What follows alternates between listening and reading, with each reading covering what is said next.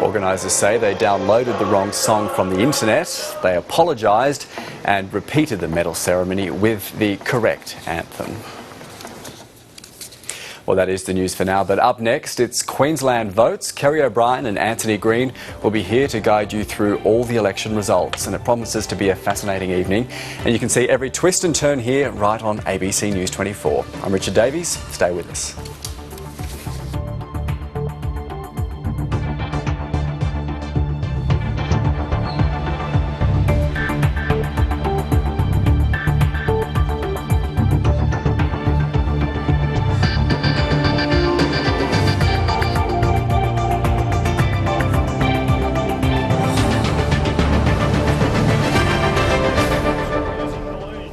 After weeks of fierce campaigning, it's time for Queenslanders to have their say. Will Anna Bligh convince voters to stick with her? Has Campbell Newman done enough to force change? ABC News 24 has been with the leaders throughout, and now on election night brings you the results live across Australia. Kerry O'Brien is joined by the ABC's election analyst Anthony Green as the votes are tallied and Queensland decides. Queensland votes on ABC News 24. History happens here. Large pools of blood give an idea of the violent shootouts that took place when anti-terrorist officers moved in on a group of men they'd been tracking for at least a month. The bodies were brought to this local hospital last night. They're now being taken to the airport to be taken to Jakarta. There have been several bombings in Syria's cities recently, which the regime blames on armed terrorist gangs, including Al-Qaeda. The opposition has accused the government of stage managing the attacks. The UN Arab League envoy Kofi Annan has warned the growing violence threatens the stability of the whole region. Their concern goes beyond Syria.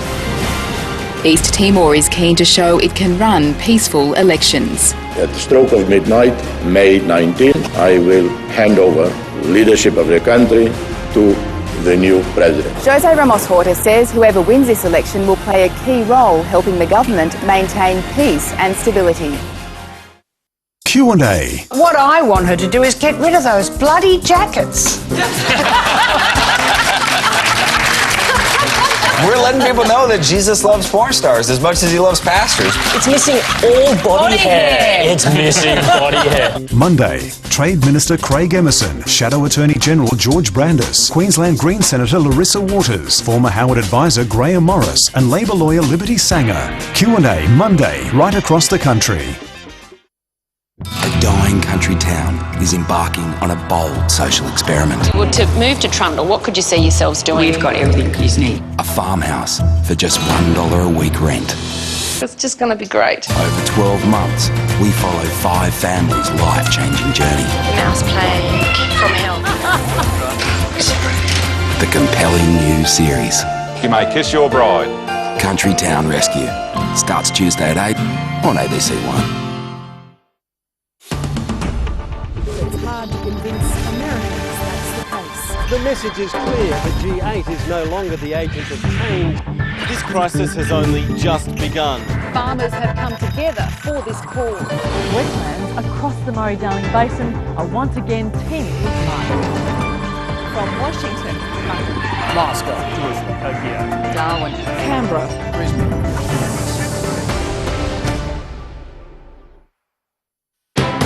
And on the 24th of March, let's make it our Queensland.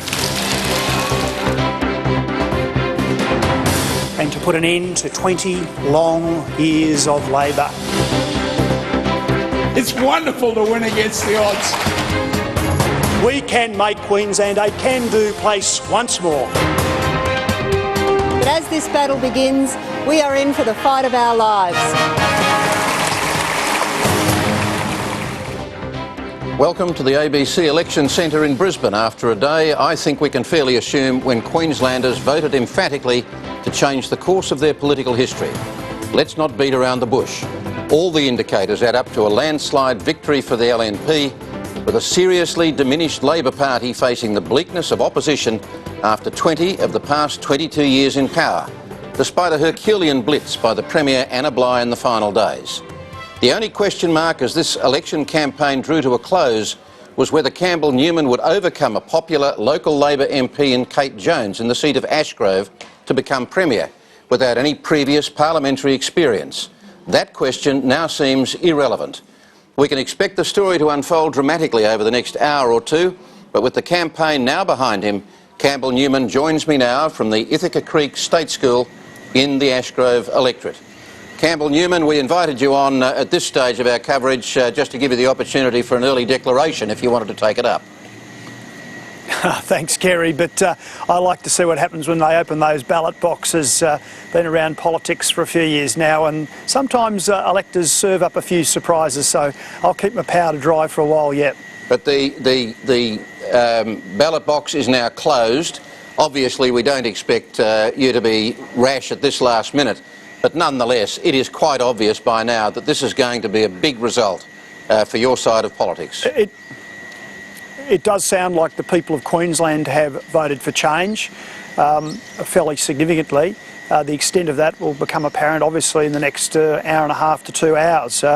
I'll be watching very, very closely, of course, but I'll reserve sort of my comments until we know what's really going on there.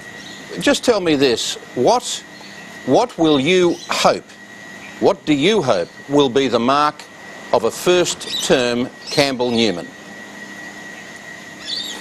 Well, it's really what we've been saying. It's about our commitments, Kerry. It's about really getting the economy going. It's about getting well on the way to achieving 4% unemployment. It's actually getting other sectors of the economy other than mining going. Agriculture, tourism, construction, incredibly important for this state. It will be about the cost of living measures to save families a lot of money, and there's a raft of taxes, public transport fees and charges that we want to actually see reduced. We want to give those savings back to families that are hurting right now.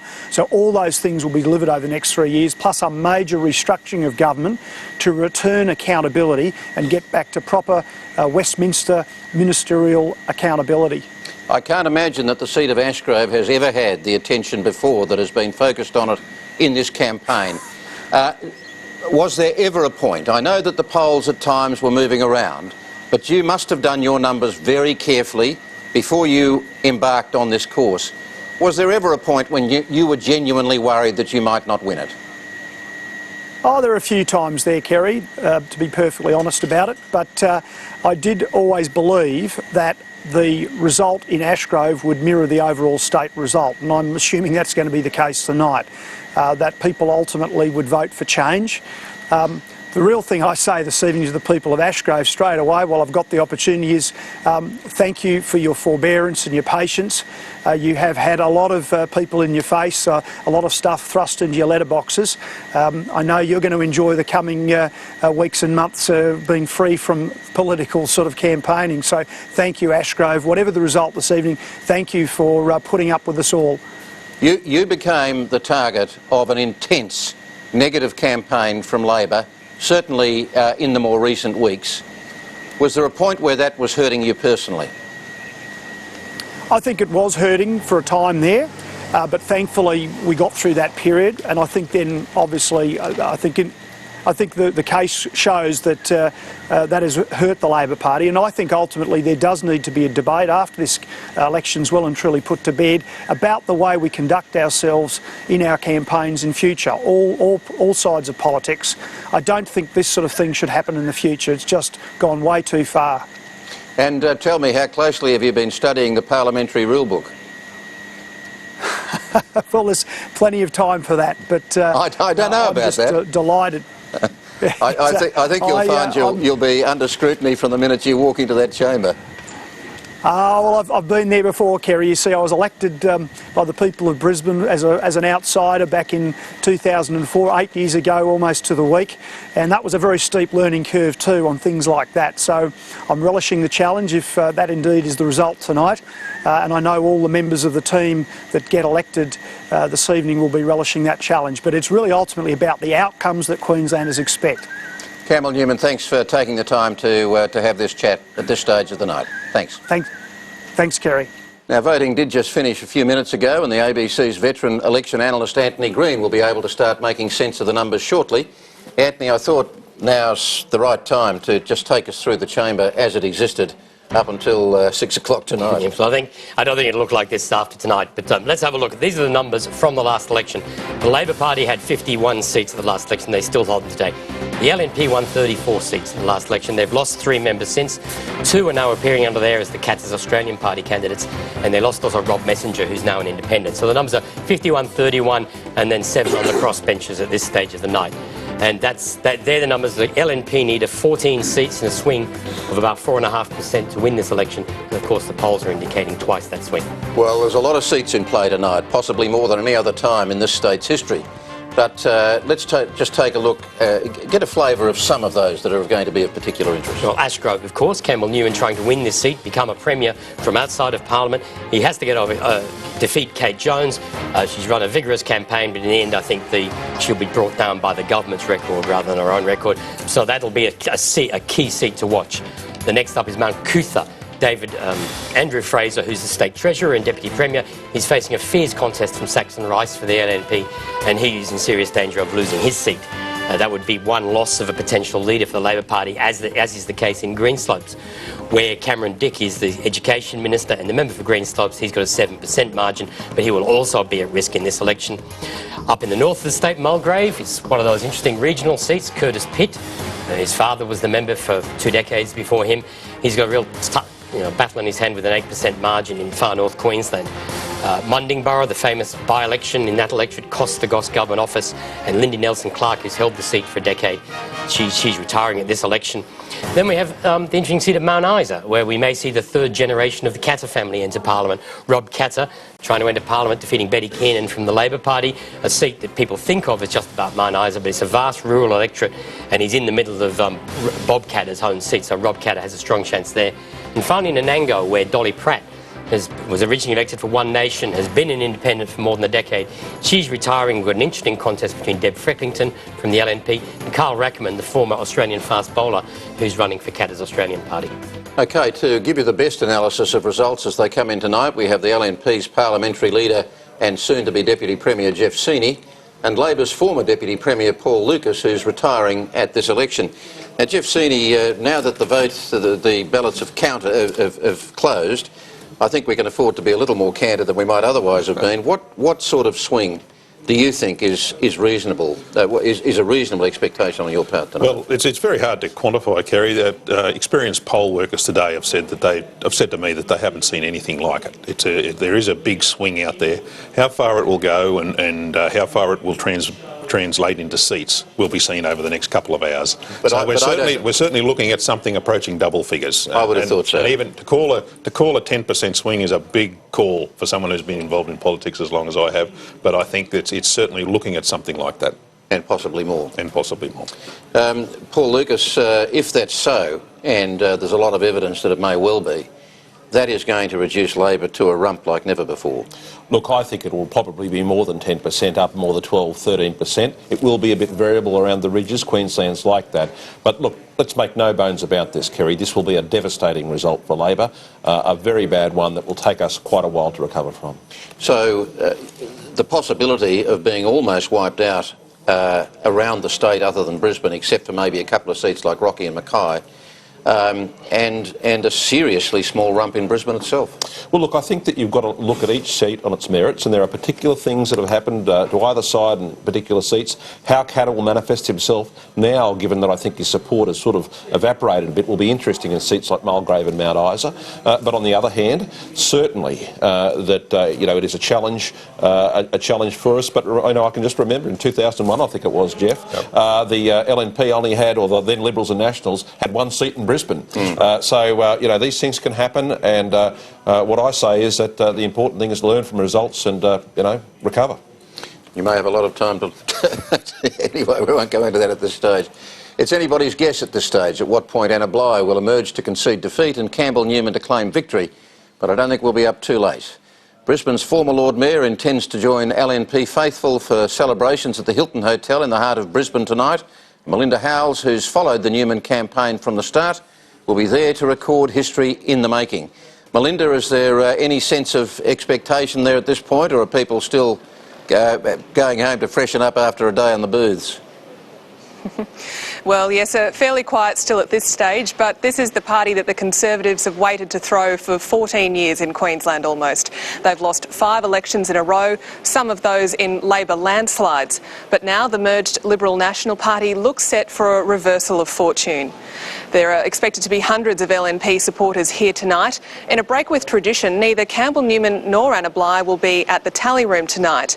But here at this function, it's expected to be quite the celebration after a long campaign.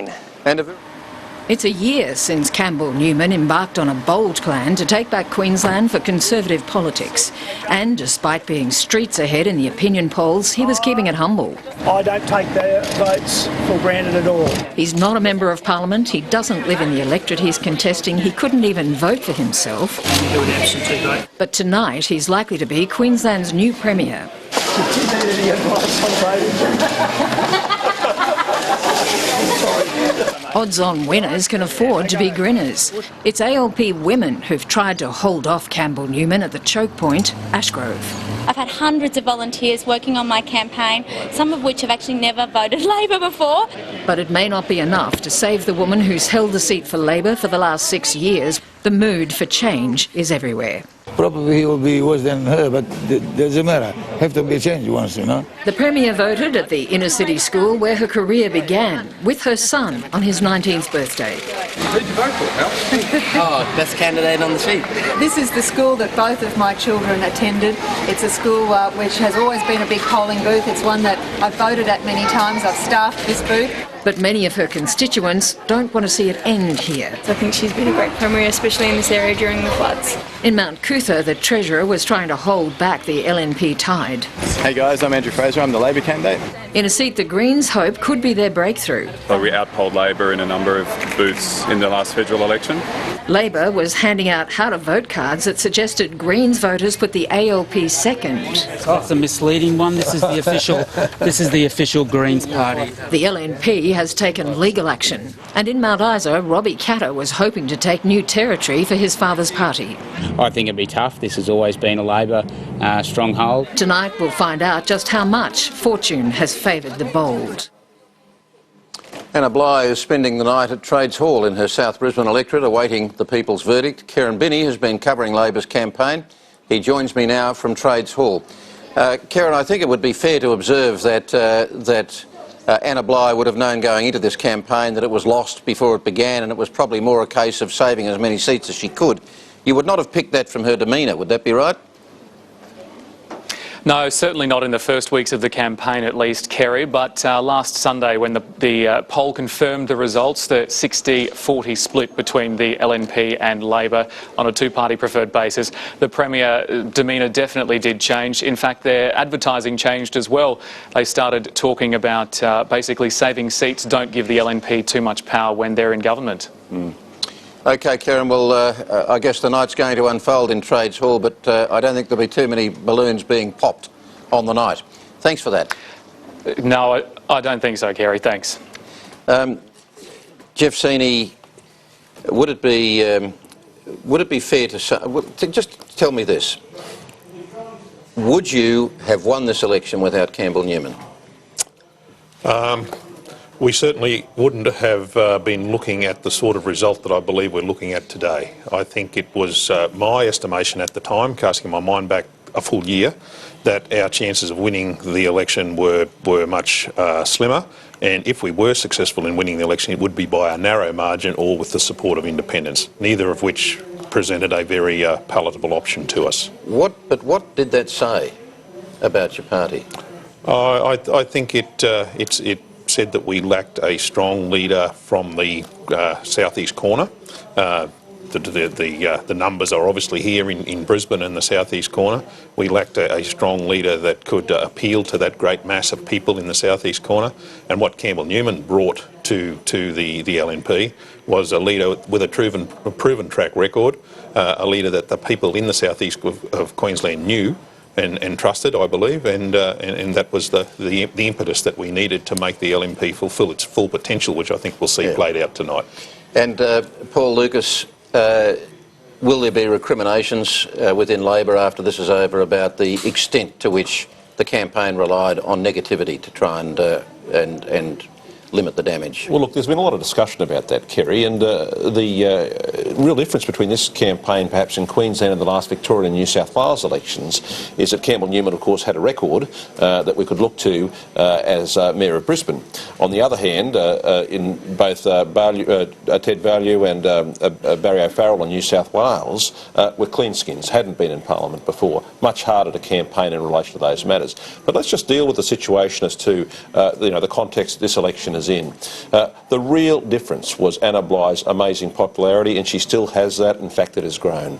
The problem is, though, that we have been around with a very short interregnum for 20 years. John Howard lasted 11 years. Braxton Brumby lasted 11 years. The 2006 and 2009 elections, which we won, due to two reasons: disunity in the Liberal and National parties and superior campaigning. I still think we're great campaigners in the Labor Party, but the disunity wasn't there, and I think people sort of said, listen, we've driven Holdens, we've liked them, but now time to have it go for a Ford, and that's what's happened. Yes, well, I think they're probably doing it in spades, but thanks. Now, we're coming live from the ABC Election Centre at the National Broadcaster's new state-of-the-art South Bank building, where the first meaningful figures will start flowing in the next 15 minutes or so. And I think we can expect to see those figures telling a story very quickly. In the meantime, we'll cross briefly now to Richard Davies in the newsroom for a roundup of the rest of the day's news. Thanks, Kerry. The father of Caroline Byrne has vowed to challenge last month's acquittal of Gordon Wood in an historic appeal to the High Court. Tony Byrne says he's convinced his daughter didn't commit suicide and he's simply seeking justice. But Mr Byrne says he doesn't care whether or not Gordon Wood is put back behind bars. Louise Negline reports. Gordon Wood spent 3 years in prison for the murder of his girlfriend Caroline Byrne. Last month the guilty verdict was overturned and he's now a free man. Tony Byrne says there's no escaping his life sentence. My daughter's death now is a mystery. Tony Byrne believes the appeal judges got it wrong and he wants to take it to the High Court. Not only for me and my family, but for all those wonderful, beautiful, diligent people whose lives have been shattered with this judgment. In 2008, a jury convicted Gordon Wood of throwing Caroline Byrne off a cliff. During the appeal hearing, questions were raised about the evidence. I am not satisfied beyond reasonable doubt that Gordon Wood murdered Caroline Byrne as charged. Gordon Wood's lawyer says the decision was overwhelmingly unanimous, totally detailed, thorough and extensively convincing. Tony Byrne insists the system is flawed and he's prepared to mortgage his house to prove it. So you want Gordon Wood back behind bars? No, I couldn't care less about him. Don't ever want to see him again. Can't stand the look of him. Couldn't care less about him. All I want's the truth to come out. It's the first time a family member has sought to take over a criminal appeal. Firstly, he has to establish that he has the standing to bring the application. It's a unique application, and so there must be some concern about the success of that before he gets to the merits of the case. Look, I think every person in New South Wales understands the heartache that Mr Byrne and his family are going through. It's an issue for Mr Byrne to pursue. The Director of Public Prosecutions provided advice last Friday that he didn't believe there were grounds to appeal the decision. Tony Byrne says he has the support of New South Wales Police to mount a last-ditch appeal. They've declined to comment. Louise Negline, ABC News, Sydney. The captain of a fishing trawler was allegedly drinking when his boat ran aground just inside Port Phillip Bay overnight. The 42-year-old and his 5 crew were rescued from the stricken boat, which is now partially submerged and leaking fuel. Jeff Waters reports. It's called the Rip and lived up to its name. The Lady Cheryl got into trouble in the notorious waters where Port Phillip Bay meets Bass Strait. Hours after the mishap, the 27-metre fishing trawler was partially underwater and drifting. On board, 30,000 litres of diesel. A long slick followed the tide, first out of the bay and then, as it turned, back toward Portsea. I just love watching boats come through, so I thought I'd come down and have a look.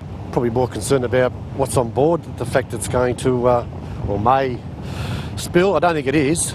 The drama had unfolded in terrible conditions at just after 1 a.m. The swell at the time was about 4.5 metres. But the boat first came into trouble when it started taking on water after running aground.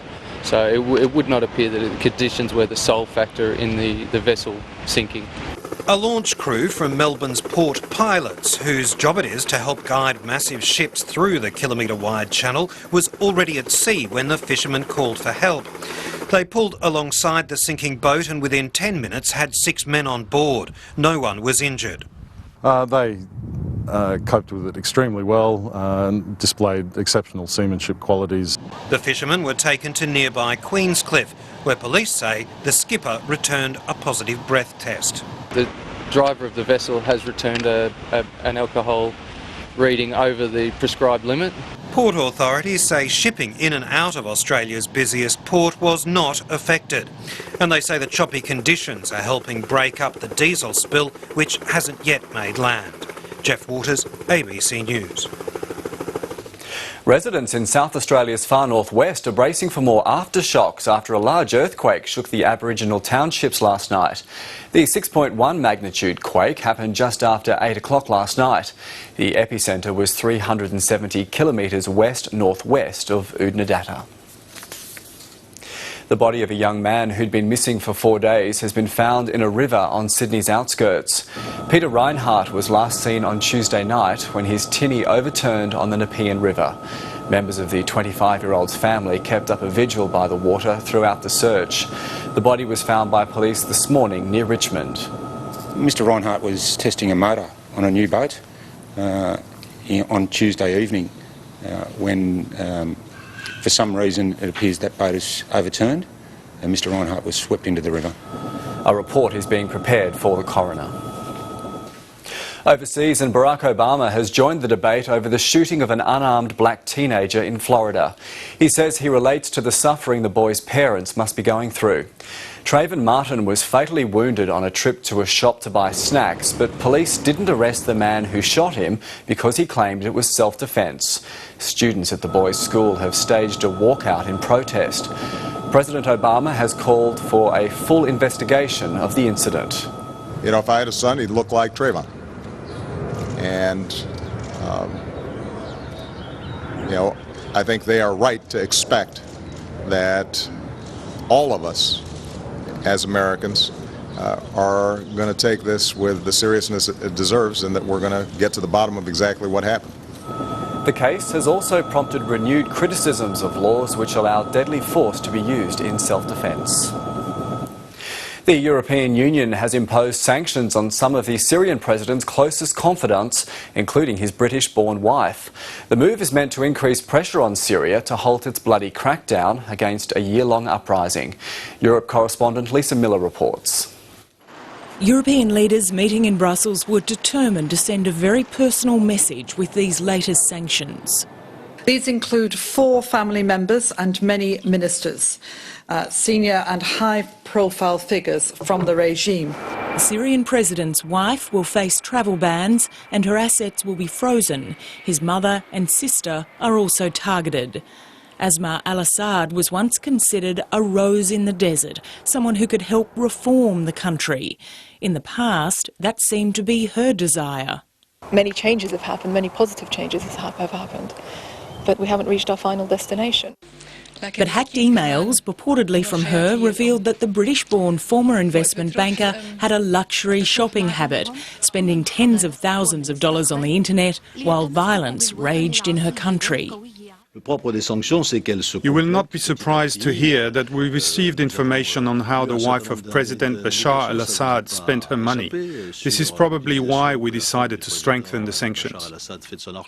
It's a long way from her old school here in central London to the presidential palace in Damascus. Once admired, Asma al-Assad is now a pariah in the country she once called home. No matter how much she's despised, as a British citizen she can't actually be stopped from entering the UK. Not that the government thinks she'll try. We're not expecting Mrs Assad to try to travel to the United Kingdom at the moment.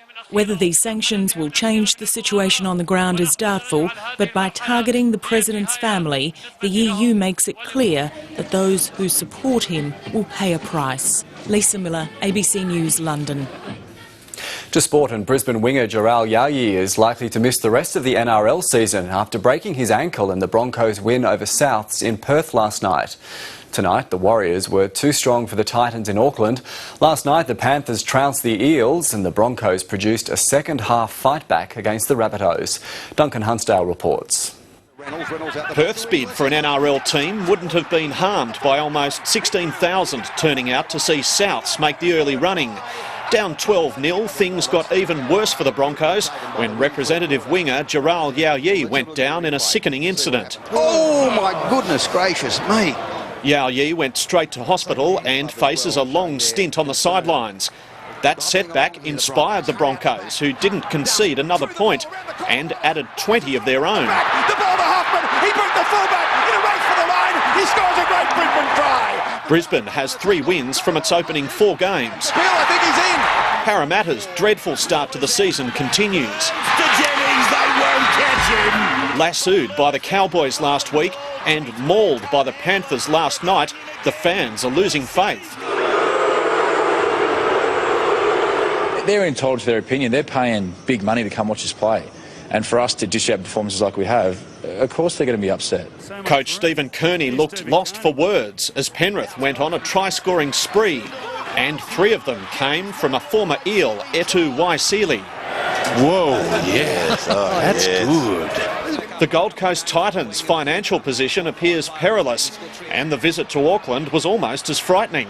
With a mixture of guile and strength, Elijah Taylor opened the Warriors account. And Taylor makes a try out of nothing! Whether it was the camouflage of their heritage jerseys or a bad read in defence, the home team went further ahead through crowd favourite Manu Vatuvei. Duncan Hunsdale, ABC News.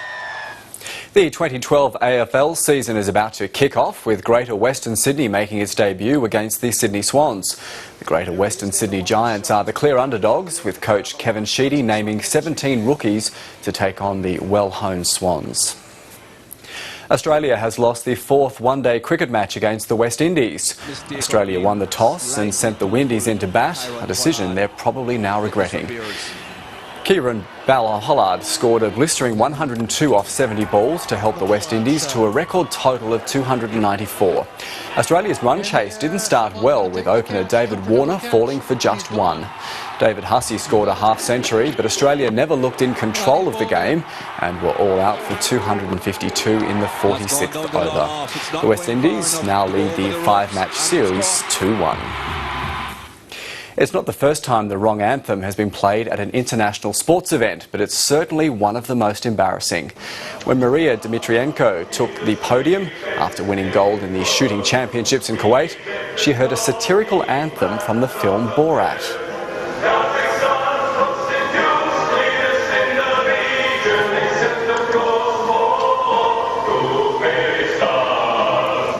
Organisers say they downloaded the wrong song from the internet. They apologised and repeated the medal ceremony with the correct anthem. To tomorrow's weather now, and it'll be mostly fine with a possible shower in Brisbane, partly cloudy in Melbourne, Hobart and Adelaide, a shower or 2 in Sydney and Perth, and afternoon showers for Darwin. And taking a closer look around Queensland, there'll be showers in the north and east of the state. It should be dry in the south, interior and in the west. And now it's time to return to Queensland votes from the ABC Election Centre in Brisbane with Kerry O'Brien. Thanks, Richard. Now, we've got first figures in as we come back to the ABC's tally room.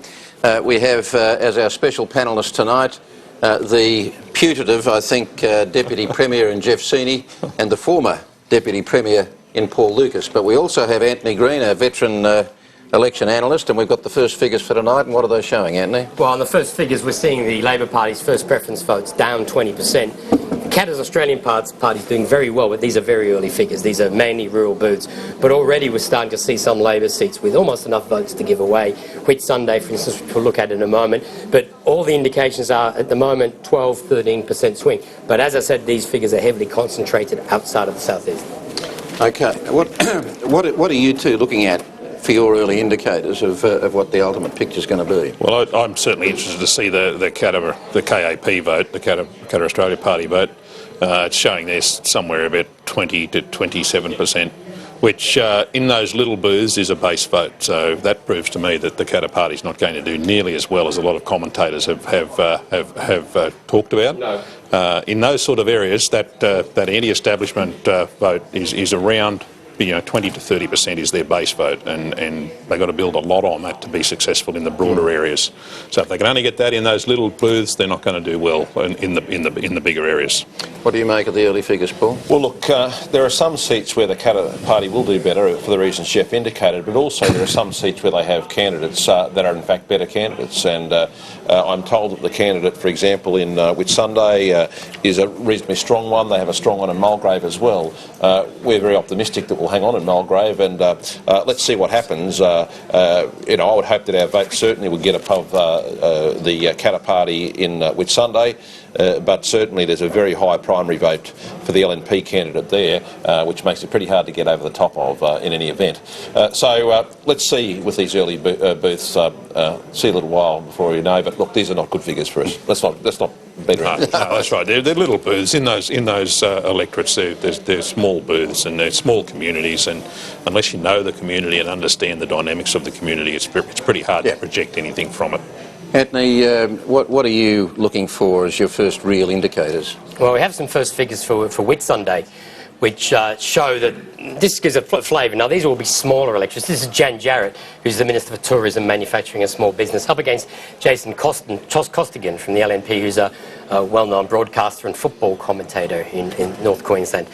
On the figures we're seeing at the moment, the Labor Party is running third. Amanda Cam from Katter's Australian Party finishing second. I do point out this electorate comes all the way into Mackay, so whether Katter's Australian Party will continue in second place is hard to tell.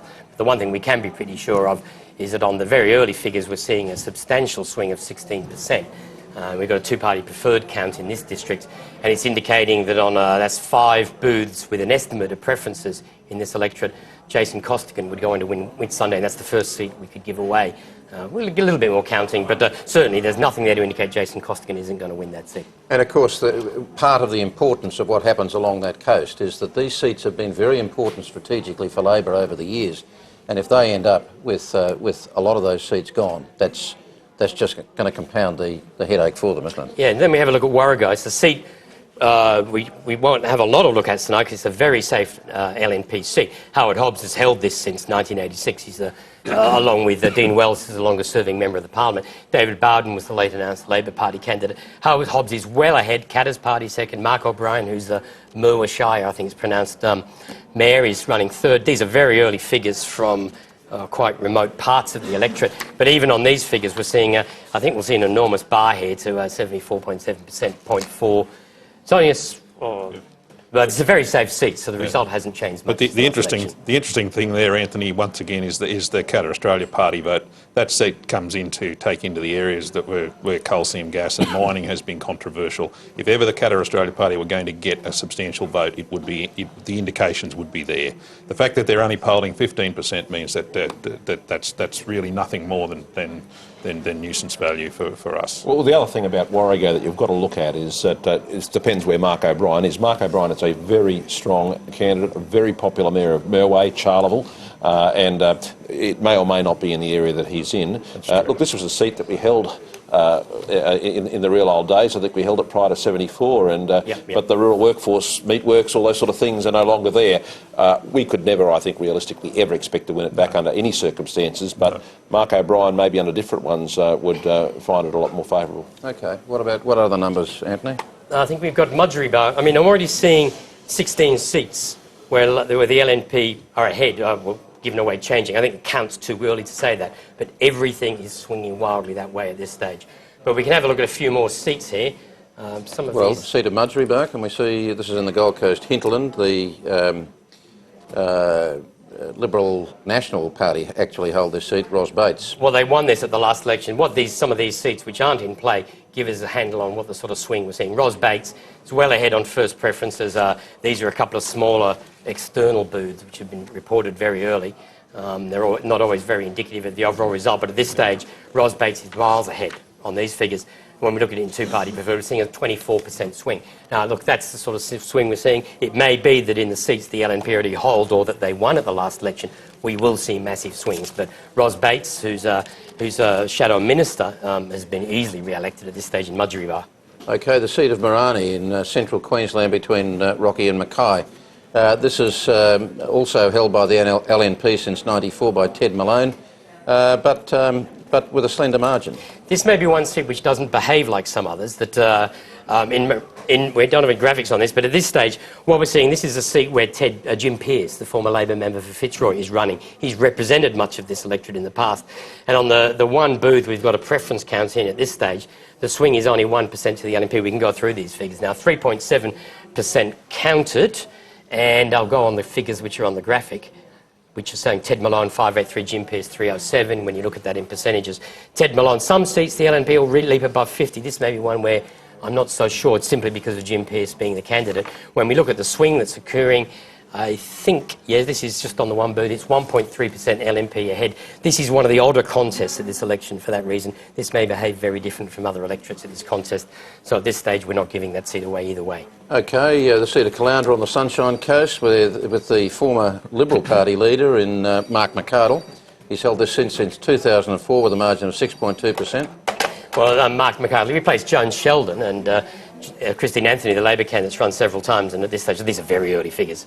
Very early figures, and I've got the same figures on here. We'll go through this for the sake of the exercise. This is a very small booth at Kawana Waters, which I think is outside of the electorate. If we go on to look at the two-party preferred here, then what we're seeing is, again, 18% swing. That's an enormous swing in that electorate, and again, it's looking very strong for the LNP, and we've given that to Mark McArdle. This is not a seat we expect to go anything other than to Mark McArdle. We go back up to North Queensland now, the seat of Mulgrave, been in the Pitt family for some time for Labor, held by Curtis Pitt since 2009 on an 8% margin. So it's one booth of 100 votes. Yeah, we've only got one booth here. We'll go through these figures again. Look, I don't think there's much point talking about individual elections. I think we'll opt out of these seats running because the numbers are too small. Yep. What I'll talk about generally is the overall figures. Yep. What we are seeing at the moment is a 16% drop in the Labor Party first preference vote. At this stage, very early in the count, there's an enormous vote for Katter's Australian Party. He's got 17% of the vote. So the LNP vote is only 3% up. Most of the figures we're seeing are from rural areas, and therefore I suspect Bob Katter is taking some of his votes from the LNP, which is why we're not seeing a big shift in first preferences. But after preferences, we're seeing a 12% swing. And I have a swathe of blue seats down the Labor side of the pendulum. I'm seeing already 18 to 20 seats where we're close to giving them away on very early figures. Now, I think we can call it within 5 minutes. I can't see how Labor can recover from these figures, but I do think I have to wait for a few more numbers. But this is a disastrous result already. Yes, I mean, this is one of those nights where it really doesn't matter at what point you formally count it because everybody really knew the outcome anyway. But what this is doing is simply cementing the expectation that we are probably looking at somewhere around a double-figure swing, maybe double-figure plus. Yep. Anything in these figures that have drawn your attention? I'd make the point again. I differ a little with Anthony in his description of the Katter Australia Party vote at 17% as being significant. Those are the little booths from little communities. That disaffected vote, that anti-establishment vote, has a base in those communities of around 20%. We're trying to compare it with him not being there last time, which distorts early figures. Exactly. So, yeah. Anybody that stands up in an electoral contest and bashes the establishment and espouses the disaffection that exists there will get a 20% base vote. So to be successful or to be significant in this election, Katter Australia Party had to get a lot more than that in those areas. Okay. We're going to continue the seat run now. We're going to look at the seat of Stafford in the inner north of Brisbane. This was held by Sterling Hinchliffe since 2006 on a margin of 7.3% going into this election. We've got 1.6% counted, Anthony. And these are a couple of smaller booths from around Chermside, which is in the north of the electorate. But they were both used last time, so I think they're reasonable things. Chris Davis, who's the Director of Geriatric Medicine at Prince Charles Hospital, is well ahead of Sterling Hinchliffe at this stage. As I said, this is on a... just actually look at these booths. We'll go on through these and look at the projection that's occurring here, which I presume is on the basis of the one booth we've got a preference count in, and it's showing a 1.4%. It's a Chermside East booth, which is a new polling place in the electorate, and I don't think that's a reliable figure. So I'm not giving that away yet. That's an unreliable first figure. Okay, the seat of Algester in southern Brisbane, held by Karen Struthers for Labor since '98, on a margin currently of 9.2%. And again, what we're seeing here, this is well, this is one of the difficulties of doing small early booths. So let's go. I'll go through this. I'm not convinced that this is a reliable figure because it's showing a massive swing and it's a new polling place. But let's go through this. Anthony Shorten's on 46%, Karen Struthers 36%. If we look at the graph here, comparing figures booth by booth, it's a 26% swing. Now, the only difficulty is it's the Greenbank booth. Again, it's a new polling place. I don't have figures from last time. So it's not a reliable figure to use at this stage of the night. What I am seeing, let's just move on. I'm not giving that seat away yet. Unfortunately, the computer doesn't know my information on each of the polling places. It just knows that it's got that polling place. So I created the data so I know what the faults are. So let's just put it that way. I always thought you were faultless, Anthony. No. Let's look at Dalrymple. Yes, Dalrymple is the northern outback of Queensland. Shane Knuth is ex-LNP, but now the Katter Party, held with a margin of 14.4% since 2004. Yeah, I'll just pause for a sec, Tony. Kerry, I'll just leave the graphic there. Bottom of frame at the moment is showing the seats given away. It's got the LNP to 42 already given away. I'm seeing swathes of LNP votes. There's no way Labor's going to recover from this. That'll tick over 45 any minute now and the computer will give it away, and I'm quite confident to do that. I think the Labor Party has been defeated and the LNP's on track for a landslide at this stage. So just stay on that for a second. Just go through that again for me. We have definitely given the LNP 42 seats already. Right. Now, some of those might be a bit precipitous to give away, some of them might sling back, and then we've got lots of seats within the range where we're giving seats away which have yet to report any figures. I cannot have a system when I'm comparing booth by booth. I can't see more than 20. I see more than 20 seats already falling, which is way beyond what the LNP need to win. Which is really just confirming, I guess, what we all knew. Yeah, confirming the information from the field today that there is a swing on. There's been a big swing. The interest, of course, will be in how far that swing extends tonight, and that will unfold in the next hour or so. Well, Lucas, one of the huge problems for Labor, just apart from the sheer weight of the loss, is of course the loss of potential leaders. Absolutely. And how long it takes you to come back is going to depend very substantially on who leads the Labor Party next. If Andrew Fraser's gone, as is pretty certain on those figures, and so on, Cameron Dick, then it's a very black night. Look, certainly the loss of anyone is lamented, but particularly Andrew and Cameron, who are absolutely leadership material, is a devastating blow to us. You know, certainly they are tough seats. I can remember when Greenslopes, for example, I lived there as a kid, was always a Liberal Party seat. Mount Cootha is also a tough seat for us and held really by their personal followings. I can say to Paul already, I've got two booths in from Lytton, first preferences, Hemant and Lindum. Lytton. Hemant. All right, I'm sorry. I know the results. I don't necessarily know the pronunciation sometimes. So this is Paul's own former seat. And on an estimate of preferences, we're seeing a 17% swing. According to my the two strongest booths in my electorate, Hemant and Lindum, according to my figures, Lindum were down 14% in our primaries, but 9% of that is Katter vote. Okay. You know, on the basis of that not being distributed, we would hope that, you know, there's some chance for us there. We've got an outstanding candidate there, Daniel Cheverton, future leader, and that again would be a devastating blow for us if we lost Lytton. Certainly, and I've got to say this morning, I felt that there was certainly, you know, we were having some issues. Brisbane Central, Anthony, can we look at Brisbane Central in inner Brisbane? And I know you'll break away whenever you see any big picture, but this is held by Grace since 2007 in a by-election, but a 6% margin, which tonight is not safe. Well, look, I'll go through these figures. These are pre-poll votes, and one of the difficulties we've had this time is they've counted pre-poll votes as soon as the polls close. I have no idea what these votes are. From. And I've compared them with figures, and they're very good figures for the LNP, so I'm not sure where they've come. We were promised we wouldn't get pre-poll votes early, but we've got them. Right. Those are the numbers that we've got, and it's a bit of a difficulty. But just I'll just do an overall trend. The Labor Party's trending towards 28% of the vote. At the moment, the LNP's on 44%, and the Katter's Australian Party's on 17%. I can break that down by region.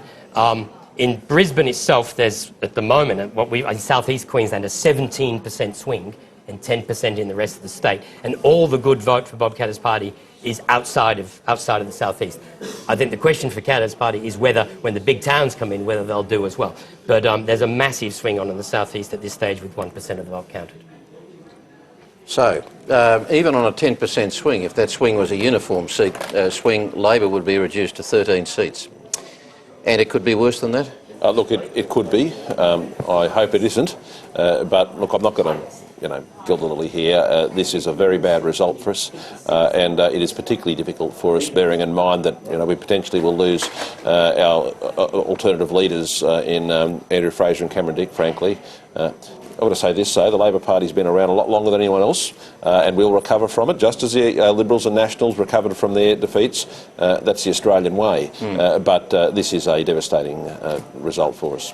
Jeff Seeney, I know this is a position that any political party would love to have, but at the same time, as you've got a premier coming in from outside the Parliament, and albeit with Brisbane City Council experience, but nonetheless on a steep learning curve, and alongside that, you're going to have a massive number of new members, many of whom might not have even expected when they were pre-selected that they were actually going to be in the Parliament.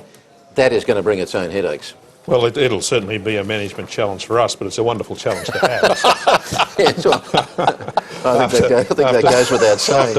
After 14 years of managing the difficulties of opposition, I'm quite looking forward to the challenges. But how big the number is yet to be determined. We're dealing with very early figures, and once some of the bigger booths start to report, we'll get a clearer idea. But there's no doubt that there is a big majority developing there, and that brings with it some management challenges for those of us that are the old hands in the Parliament. Okay, now Anthony, is it a good time to go to the chamber, which will really tell us a clear picture, hopefully? Let's bring up the chamber at this stage, and we'll first off show the seats we've already definitely given away to, excuse me, to one side or the other.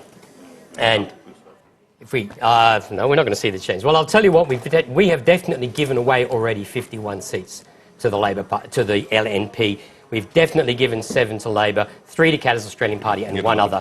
And at this stage, we've got Labor, the LNP up to 53 seats. So we've definitely given away the election, and the LNP is starting to rump towards a big majority. So on that figure, the LNP has already got more seats than Labor had in the old Parliament. That's right. Let's just let's see what numbers this one brings up. 51 LNP, 7 for Labor. Let's add a couple of seats which are leaning one way or the other. I'm not convinced about the Katter's Australian Party figure at this stage because there's a lot more counting in some of those seats. But if you look at the seats which are likely, we've currently got it 53-14. My one caveat, I won't fill this in because we've still got Labor seats yet to report results, and some of them are going to fall on these figures. So that Labor Party figure may be the maximum figure for the night at this stage. It may be lower than that. To do this, we don't project into seats where we have no figures. But the important thing that it is saying is that there is already, it's already clear that there is a big win for the LNP and a disaster for Labor. It's a very big win, and the swing at this stage statewide is 13%. But the figures just confirm, I think, what we all knew today on the booths. But in relation to the Katter Australia Party, I think Bow Desert is a good indicator of that. Now, my scrutineers are telling me that we're out polling the Katter Australia Party candidate there. Well, just quickly tell us the dynamic there, Jeff. Well, the Katter Australia Party candidate there is a defector from the LNP. Right. He became he formed his own party, then became the leader of the Katter Australia Party in the Parliament. If the Katter Australia Party are going to do well anywhere, that you would expect it would be there where their leader is the incumbent. My people are telling me that he's only polling half of what the LNP is polling on pretty substantial numbers of figures. So that's a good indicator, I think, of what's going to happen. Think a one-election wonder? Oh, I think the worst thing in politics is to be a oncer. I think the member for Bow Desert is a oncer. Okay. Paul, nothing surprising for you in this? Well, no, not at this stage. Can I just comment in relation to Bow Desert? it's more your traditional National Party hinterland sort of seat. Charters Towers, which was Dalrymple, which is the other one that they hold at the moment, it's quite a different area. I didn't expect that the Katter Party would retain Beaudesert, frankly. I suppose it'll be interesting to have a look at Burnett and Gladstone, where you have two independents standing with a reasonably high profile in terms of those sort of things. But no, I don't think the Katter Party, with the possible exception of some parts of North Queensland, will make an impact. OK, now I would like, if we can, to have a look at Anna Bligh's own seat in South Brisbane. She was on what in any circumstances would be an unbeatable margin, 15%.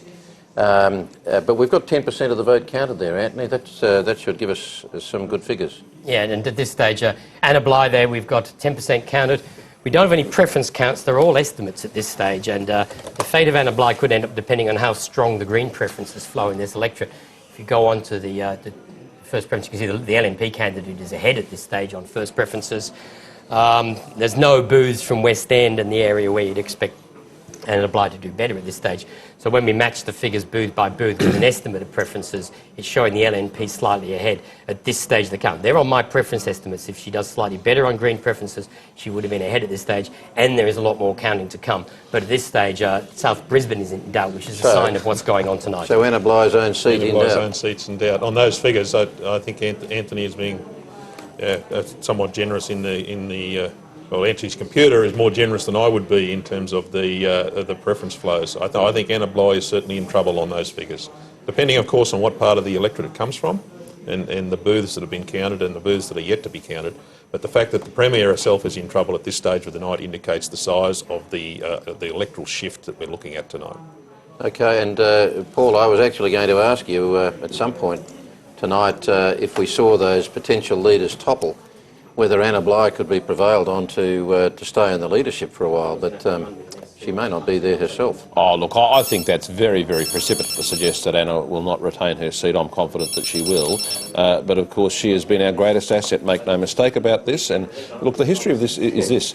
In 2010, October 2010, just before the floods, the LNP vote at that point in time was no different than it is today. What has happened is that it hasn't shifted over from that time to the other than wobbling up and down a little bit. And, you know, this is really, if you like, the election that we got in the bag, an extra one, due to disunity and good campaigning, the one there and the one before that. You know, people are sort of saying now's time for a change and that it's very hard to deal with that. So, let me ask you then, it may come to this. Is it possible that Anna Bligh could be persuaded to stay on as leader? Well, look, I would hope that you know, Anna, if she wanted to, and that was the wishes of the party room, that she could do that. On the other hand, we might take a leaf out of the LNP's book and run someone from outside. You got anyone in mind? Oh, well, you know, not me. You rubbish my model for long enough. It's interesting to hear you talk about it. I would think the only reason you're actually able to laugh tonight, Paul Lucas, is that you've actually left the Parliament. No, it's actually, I've got to say, more stressful when you're looking at a seat like mine, my beloved Lytton, and you know, very nervously, and my great party. You know, anyone who's a member of Parliament under our system understands that you owe it being there to your party and the supporter of those people. And I think it's very sad that we'll lose a lot of good people, but that's how elections, unfortunately, pan out. OK, well, we've been talking a lot about Bob Katter so far tonight. Let's actually hear from him, but first of all, take a look at the seat of Mount Isa where his son Rob is running. Anthony? Well, what we're seeing in Mount Isa is Betty Keenan up against Rob Katter. I think we've discussed the candidates, so we'll move on to look at the actual votes in this contest. At this stage, Rob Katter is ahead on first preferences. These are a number of... there's one Mount Isa booth and the rest of them are smaller rural areas. Nick Patel is running second and the Labor Party third. That may change with later booths in that electorate. But when we look at the preference, we're getting a... Whoa. That's not the preference count I'm seeing in my computer, which is just rather thrown... So what's yours saying? Oh, I've got an actual preference count. Look, that may be correct. I'm sorry. That is probably the correct result. Bob Katter would win that seat. Rob Katter. Rob Katter. The difficulty is I've just been thrown a Katter Labor preference throw from the Electoral Commission, which is not what that graphic's working out as. OK, well, we've got Bob Katter, not Rob. We've got Bob Katter. Some comments from Bob Katter on the tally room floor just a few minutes ago. I don't want to be mischievous, nor a bad loser here, but up against a government that really is batting well and truly out of its intellectual depth. There is just not the firepower in there to make a decision. And we tracked the leader throughout Queensland, and there was a violent reaction to get rid of the Labor Party that had betrayed every principle they were formed to establish. Flying in foreign workers, selling assets, public assets, building no public assets whatsoever. Well, I mean, what do you expect of people? They're going to react with enormous violence. Now, we get lost in that violence, but we won't be lost next time. And I suspect the violence will in fact be turned against the LNP next time. Jeff Seeley? Yeah, well, I think Bob Katter's been hallucinating for most of this election campaign, and doesn't surprise me he continues to do so tonight. There's been far too much attention on Katter's Australia Party in this election. It should be about what the government has done in its performance and what the two major parties are offering the people of Queensland in the future. So I think the figures that I'm seeing here tonight indicate that Katter hasn't got much more than the base disaffected vote, with the exception of Mount Isa. Like Mount Isa is different because Rob Katter is running there and he's an established councillor, and he would have gotten those results as an independent. So I think this nonsense about a third force in politics is overdone. It's overstated. It attracts more attention from the media, particularly the southern media, than it does from the electorate. Oh, not the nasty old southerners, Jeff. and the people out there in the communities. I think we should try and keep going through as many seats as we can now and just see what story continues to be revealed. Can we look at marginal Labor seats, Anthony? Well, what this is an attempt to try and show an overall picture of the election, because it sometimes gets lost in trying to sort of go through this individual elections. Now, I believe we've got a graphic which is about to come up which will show... I haven't got the graphic. That's all right, forget the graphic. All right. Tell us the figures. I have the Labor Party losing Everton, Broadwater, Cook, Barron River, Toowoomba North, Whitsunday, Southport. Here we go. Chatsworth, I've got... There's actually no figures for Chatsworth, I'll just correct that one. We've got Everton, Broadwater, Cook, Barron River, Toowoomba North, Whitsunday and Southport going. If we go on to the next page, best news all night. which I think we go, Townsville, we've got Labor ahead. Springwood have actually got no figures, I suspect. Cairns has gone, Mansfield's gone, Ferny Grove, Kalanga, Pine Rivers, Mount Omni with a 30% swing. I'll have to look at that more closely. At this early stage, we're seeing sort of lots of big swings which may sort of vary slightly, but not enough to change the figures around. We can even go on to the next page, which is seats 17 to 24. We're seeing Burleigh, Pumicestown, Mount Cootha, Redcliffe, Mount Isa for the Katter's Party, Brisbane Central, LNP, Albert, Mundingborough. When we're seeing these sorts of seats fall, I think we can go to another page. And at this stage, I'm still having the LNP gaining seats. And I've got to get to Keppel, Bulimba and Mulgrave before I see a seat where the Labor Party's ahead. Thuringowa on 8.5%, we've got as an LNP gain. Now, I don't normally display so many results at this stage. Let's go on to the next page. I don't normally show any sort of predictions. I think some of these may be precipitous. But as a trend in the overall figures, they're not wrong. So Algest, the LNP's gain, well, I'd still want to see more figures. We're getting into the territory of Stretton, Sunnybranch and Lytton up on 10, 12%. Now, as I said, some of those might come back a little bit later, but the overall trend is when the LNP is ahead in 30 to 35 seats, then you can be pretty sure that over 30 of them will actually fall. So it's been a massive defeat. Now, I think I'll actually stop that graphic there, but that just gives you a flavour of what's going on with these figures. Yes. Well, there's no doubt, as we've said all night and all afternoon and all day on the polling booths, there's a big swing on. I'd be loath to claim some of those seats that are currently showing as LNP gains, but there's no doubt there's a big swing on. Now, where that tide is going to wash to will be the interesting thing tonight. And it's impossible to tell at this time, but there are certainly some promising results in seats that no one would have ever thought the LNP would win. Paul, I suppose some slight chink of light for you in seats like Musgrave and Keppel, which on those figures were showing tilting towards Labor. Well, in Mulgrave, very interestingly, we might be the beneficiary of first of all, a very strong candidate in Curtis Pitt, strong family background, but also there's quite a strong Katter Party candidate as well, and so that makes the in some respects, if they pull the vote up a bit, and as long as they take it in an area like that from the LNP, it can then advantage us under our optional preferential system. Yeah. Hopefully we'll get a few more of those, but it is not looking good, and the more I look, the worse it looks. You hearing any more from Lytton?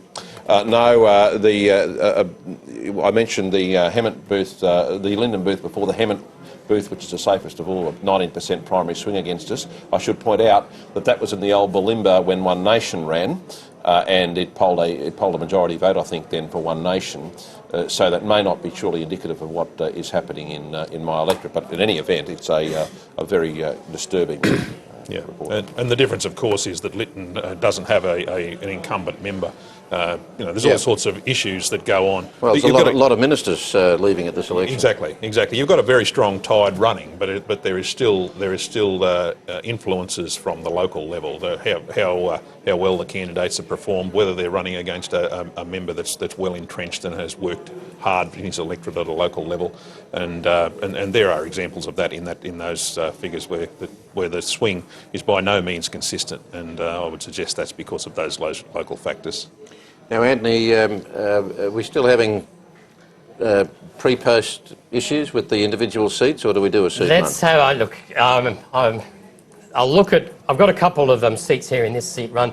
I don't want to keep looking at LNP seats for the next seat run that comes up, I must say. But at the moment, I've got 3 of them in this seat, but they give you a flavour of the overall swing that's occurring in this election. And the first one is Coomera, which is one of the seats that the LNP won at the last election. It was the first time the seat had been contested. Michael Crandon's the MP. If we look at the votes in this contest, he's well ahead on first preferences. Graham Higgs is the head of a charity whose name I've momentarily forgotten. But let's go and look at the figures. If you look at the percentages, there's 63% that's going on there. When we look at the swing that's occurring in the electorate... Not for long. If we can see the figures, are we seeing a two-party preferred in this contest? The swing is 16% anyway, that's what I will say. What about Harvey Bay?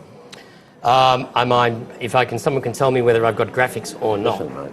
All right, yeah, well, I'll talk about Inala. Inala is a safe Labor electorate, and we're seeing a swing of 12.7%. Well, we'll talk about Harvey Bay for the moment. In Harvey Bay, what we've got is an electorate of Ted Sorensen. This was gained by the LNP at the last election, and Ted Sorensen's miles ahead at this stage, and he's really doing well there, 59% of the vote. Again, when we look at the swing in that electorate, what's the swing after preferences that's occurring?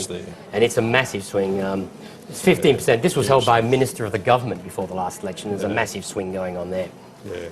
Okay, the seat of Inala. Now, this was a very safe Labor seat in normal circumstances. 21.5% for Anastasia Palaszczuk since 2006.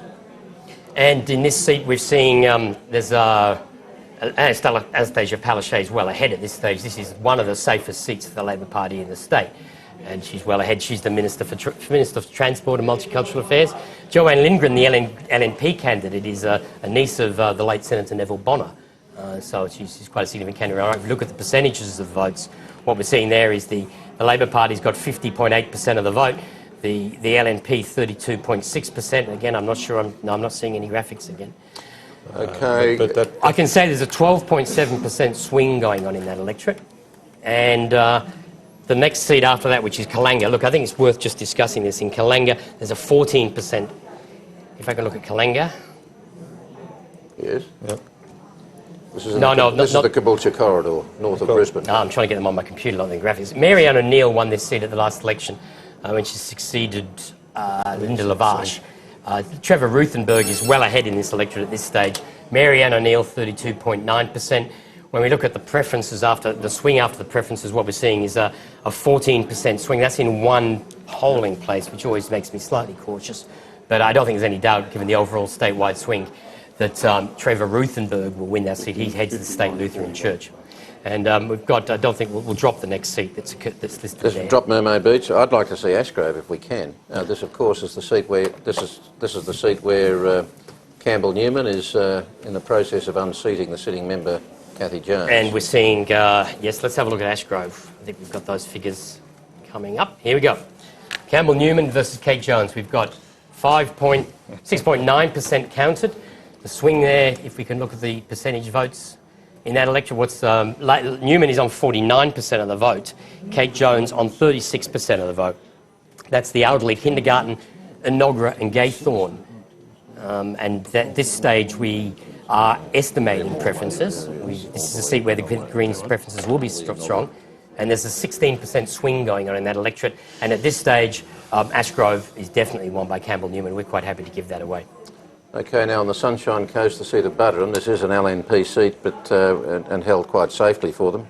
But it presumably will reflect the ongoing mood. This will show the sort of swing we're seeing. And remember, the Sunshine Coast is where the LNP has done spectacularly well at the last 2 elections. So this is a swing on top of 2 healthy swings already. Steve Dixon, who moved to this seat from Kawana at the last election, he's just, no one else has got above 15% at this stage. If you look at Steve Dixon, he's got a 12% swing to him, as I said, on top of good swings at previous elections. And Steve Dixon is comfortably returned as the member for Buderim. Okay, we'll look at the seat of Bulimba in the inner south of Brisbane. This was held by Di Farmer since 2009 on a margin of 7.8%.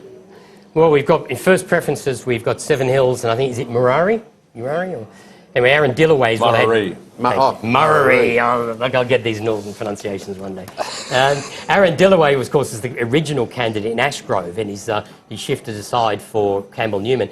He's ahead on first preferences. Now, we've got a preference count in 1 booth, which is indicating a 4.8% swing. It's the Seven Hills booth. So that's showing a much smaller swing in Bulimba at this stage, but that is only 1 booth, and I think from memory it changed address at this election. At this stage, we're not giving that seat away. It is only a small count, but there's not the massive swing in that electorate at this stage. Okay, now the seat of Cairns, which is of course central Cairns, this has been a Labor seat for forever. Desley Boyle, who's held it since '98, is retiring at this election, and she only had a margin of 4.2%. We've got 5% counted here.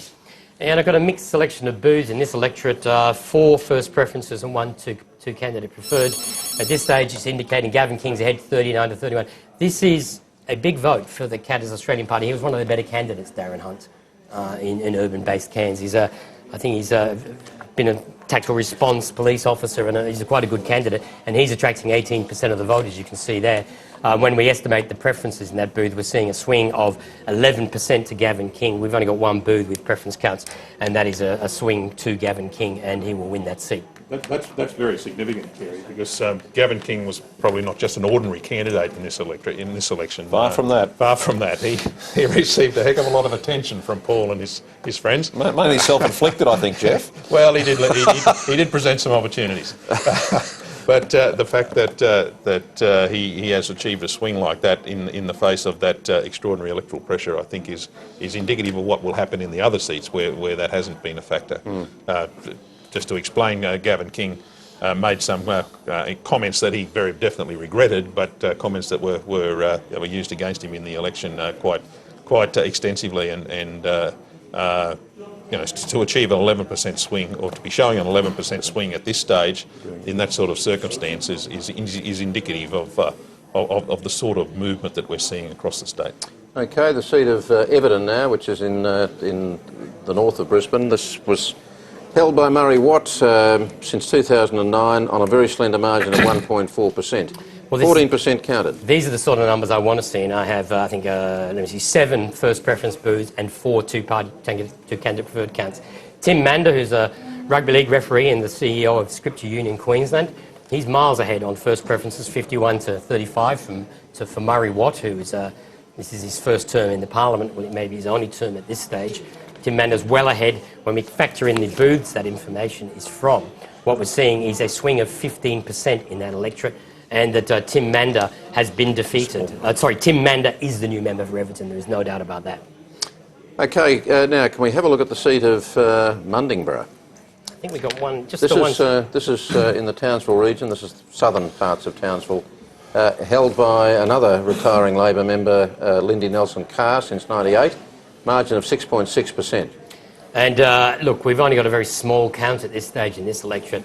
This is the university booth, which is outside of the electorate. It's a joint booth. And at this stage, David Crisafulli is well ahead. Crisafulli. He's well ahead at this stage in that booth. It is a very small count, it must be said. That turns into a 24% swing at this stage, and we're giving it away to David Crisafulli, though I must say I'm not prepared to exactly call it yet at this stage. I'd want more numbers. Yeah. David Crisafulli is one of our high-profile candidates. He's a candidate that we have a lot of hopes for, and he seems to be doing well on a small number of votes there. But that's a very substantial swing in Townsville, because the booth captains today were telling us that the swing in the regions and in North Queensland was not as strong as it was in Brisbane. But those figures would indicate that it probably is of the same magnitude. Okay. Well, in fact, we've got David Crisafulli standing by to speak with Jessica Van Vonderen. Thanks, Kerry. Well, David Crisafulli, only early days in the count in Mundingburra, but there is a big swing on right around the state. Are you feeling pretty confident tonight? Oh, no, Jessica, certainly not on those small numbers. That's only one very small booth. So the feel on the booths today was positive. There was a mood for change, but no, I'm not going to get carried away with one very small booth. Are the people of Townsville even watching the coverage tonight, or in a position to do that? There was that mini tornado that hit the city sort of towards the end of the campaign. That provided obviously a pretty big distraction. Indeed, and look, that was certainly in the last week of the campaign, that was our focus. It was only a very isolated matter. It was confined to a couple of suburbs, but the reality is, for those people who were affected, and there were about 60 homes that were very, very badly affected, I can tell you the election result runs a distant second to them. So we want to make sure that we can give it whatever assistance they need to get on with the job. You're taking a similar path to Campbell Newman in that you've come from local government trying to make the switch to state politics. What interested you in doing that? The fact that my level of government was not being treated the right way, and that a city that I love and that a region that I'm very passionate about hasn't got its fair share. For me, I made quite a large gamble, and I'm seeking to contest a seat that was formed 100 years ago, and it's only been held by my side of politics for 2 years. But I genuinely want to do something for this part of the world. I'm a proud North Queenslander, I'm a proud Queenslander.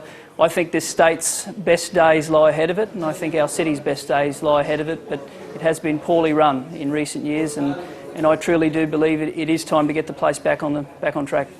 David Crisafulli in Mundingburra, thanks very much. Thank you, Jess.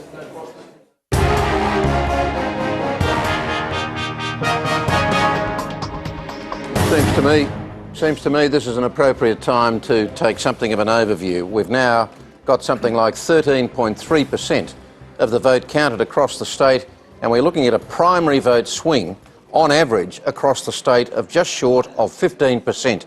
If that is realised, that is staggering. It will come back somewhat on two-party preferred, but we want to cross now to Joe O'Brien, who will give you a breakdown of how those figures might be playing out in individual seats. Thanks, Kerry. Staggering indeed. All the expectations were this was going to be a shocking night for the Labor Party and a brilliant night for the LNP, and that is how it's working out. Let's take a look at the figures. First of all, we're going to take a look at seats definitely won. These aren't final figures. They will grow through the night till both of these columns reach 89. We're saying the Labor Party at this stage has definitely won just 4 seats and has lost 34. The LNP, 65 seats we're saying the LNP has secured, and that's an increase of 35. The Greens are going nowhere. Qattar's Australian Party has picked up 3 seats, and the Independents have picked up 3 seats as well. Now we're going to be taking a look at how the primary vote stands at this stage, and you can see the polls this morning were indicating that the Labor vote was probably standing around 28%, and it looks like that's where it is. The LNP vote, by the end of the night, I might have to reach over the top of it. At this stage, the primary vote for the LNP, 47%. The Greens down about where they were at the last election, 7.6. The Qatar Party, bit of a surprise. Some of the early results indicating 13.5% of the primary vote, and the Independents at 4.4. So how does that compare to the last election? The Labor vote has crashed beyond what people were expecting. It's down nearly 15% at this stage. The LNP vote at an increase of 5.9%. That'll change through the night. The Green vote down just slightly. The Katter vote going off that base of 0 because they had no candidates at the last election, so that's why there's that big increase for the Katter party, and the Independents down at 3.7. So let's take a look now at how the chamber is looking at the moment. So first of all, we're going to show you the seats won at this stage, what we're saying the definite results are. We're saying the ALP has just 4 seats, and it's an amazing scene there in Parliament. The LNP, 65 seats. And then we factor in how we think it's going to look towards the end of the evening. And it's not looking good for Labor. So the ALP ending up with 10 seats, the LNP with 73 seats, Katter's Australian Party picking up 3 seats. So, Kerry, that's how it looks for now. It's back to you. Still some scope for change, and we're going in a minute to take a run through seats currently held by Labor government ministers, and that presumably will reflect the picture you've just had from Joe. But Jeff Seeney, that represents a staggering picture, even on your expectations. Breathtaking, Kerry. There's no doubt the swing is a long way above that 10% level that you and I spoke about earlier, and well and truly nudging the 15% and beyond that. So that just produces breathtaking numbers in terms of the composition of the parliament. Yeah, quite staggering stuff. Not something that I would have envisaged, but that's what the numbers are telling us. Well, I suspect that would be historic around Australia if it ended up something like that. Yeah. Well, as you say, the numbers are small in some of those samples yet. So, but we're getting there. But with every minute that passes, that 15% swing is staying up there. Yeah. It's staying up, but it's becoming a more fixed. A benchmark figure. Paul Lucas? Well, look, as I said earlier, in April 2011, 60% LNP, 40% ALP. When John Paul Langbrook was leader prior to the floods, 59 LNP, 41 ALP. This terrible result, regrettably, is these figures have been around for a while now, and you know, our worst fears are being realised on the Labor side of the fence, but it certainly is a real issue for us. And unlike, say, for example, New South Wales, we don't have scores and scores of safe Labor seats out in the suburbs. Our safe seats are only safe in Queensland terms, not like Melbourne and Sydney. So there's far less of a buffer in a big swing. Anthony, just to take your mind away from that for 1 second, is this swing unprecedented historic? If this swing ended up around the 13-14% mark across the state, can you think of anywhere at any time in history where you've seen... New South Wales last year. What was the final swing? 13 or 14. Oh, well, okay. No, that's the biggest. I think it might have been 16 even. I mean, the biggest beyond that was 14% against the Kane government in Victoria in 1955. Right. So they're the 2 biggest historically. The swing against the BLPs, the Cooper government in 89 was about 8. Generally 8 to 10 is a big swing. Oh, but, yeah. you know, we're seeing a few bigger swings than that nowadays. Yeah. Not a benchmark in history that you'd actually wanted to occupy, Paul. Absolutely not a record that you want to win, but I suppose that's what happens when you've been a government essentially for 20 years. I just keep on repeating this. The 2006 election would have been a big ask in any circumstances other than a disunified opposition and a very good campaign from us. The 2009 election, again, was another big ask. Great campaign by the Premier, disunified opposition. Well, those things weren't here this time. Disunity is death in everything in politics, and whilst we've had a very unified government, they've now got a unified opposition. And I've got to say the real disappointment that I have is that it seems that we're being treated the same way as the New South Wales government were, and that's a matter for the people, of course. I don't think on any objective measure that the Queensland government conducted itself like the New South Wales government, but ultimately the people have their say and we respect that. Yeah. But all that aside, Paul, there is no doubt that the Queensland people have embraced the LNP model and Campbell Newman as the leader. Well, they've embraced that in spectacular fashion to get to demonstrate those sorts of swings. All of those historical issues are arguable, and we can argue them forever if you like. But you can't get away from the fact that the LNP model that was put together just over 4 years ago now, and bringing Campbell Newman in to lead that LNP model has been embraced by the people of Queensland in a way that is quite history-making. Well, you can certainly say that.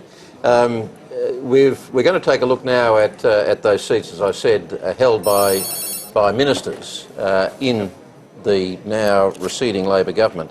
Can we start with the seat of Algester in southern Brisbane, held by Karen Struthers for Labor since '98, on a margin until tonight of 9.2%.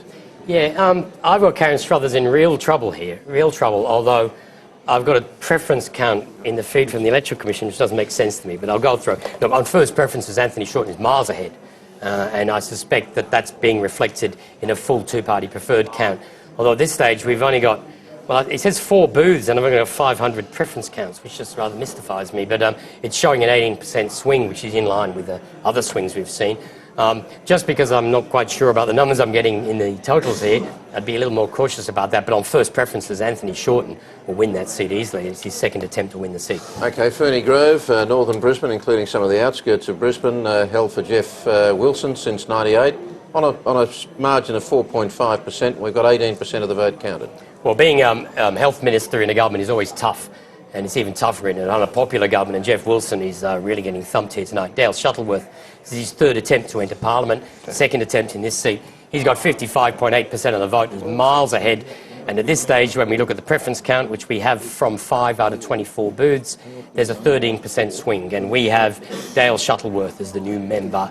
I'm getting ahead of the graphics, I'm sorry. Dale Shuttleworth is the new member for Ferny Grove. Just watching that bottom of frame, Anthony is saying LNP have won 68 seats, 12 in doubt, and at this stage only 4 given to Labor. That's right. They're ahead in some of those in doubts, and of course all the in doubts are Labor seats. So they've got to win a fair proportion of those in doubt seats to end up to get into double figures. Yes, they've got to win better than half of the in doubt seats to even get into double figures from there. That is quite extraordinary. All right, let's press on. The seat of Stafford in the inner north of Brisbane, held by Sterling Finchliffe since 2006 on a margin of 7.3% that he might once have thought was safe, but no longer. We've got 35% of the vote counted there. And on our numbers, he's well behind at this stage, well behind Chris Davis, the LNP candidate. We've got a fair number of booths in and two-party preferred counts. Chris Davis, 51% of the vote.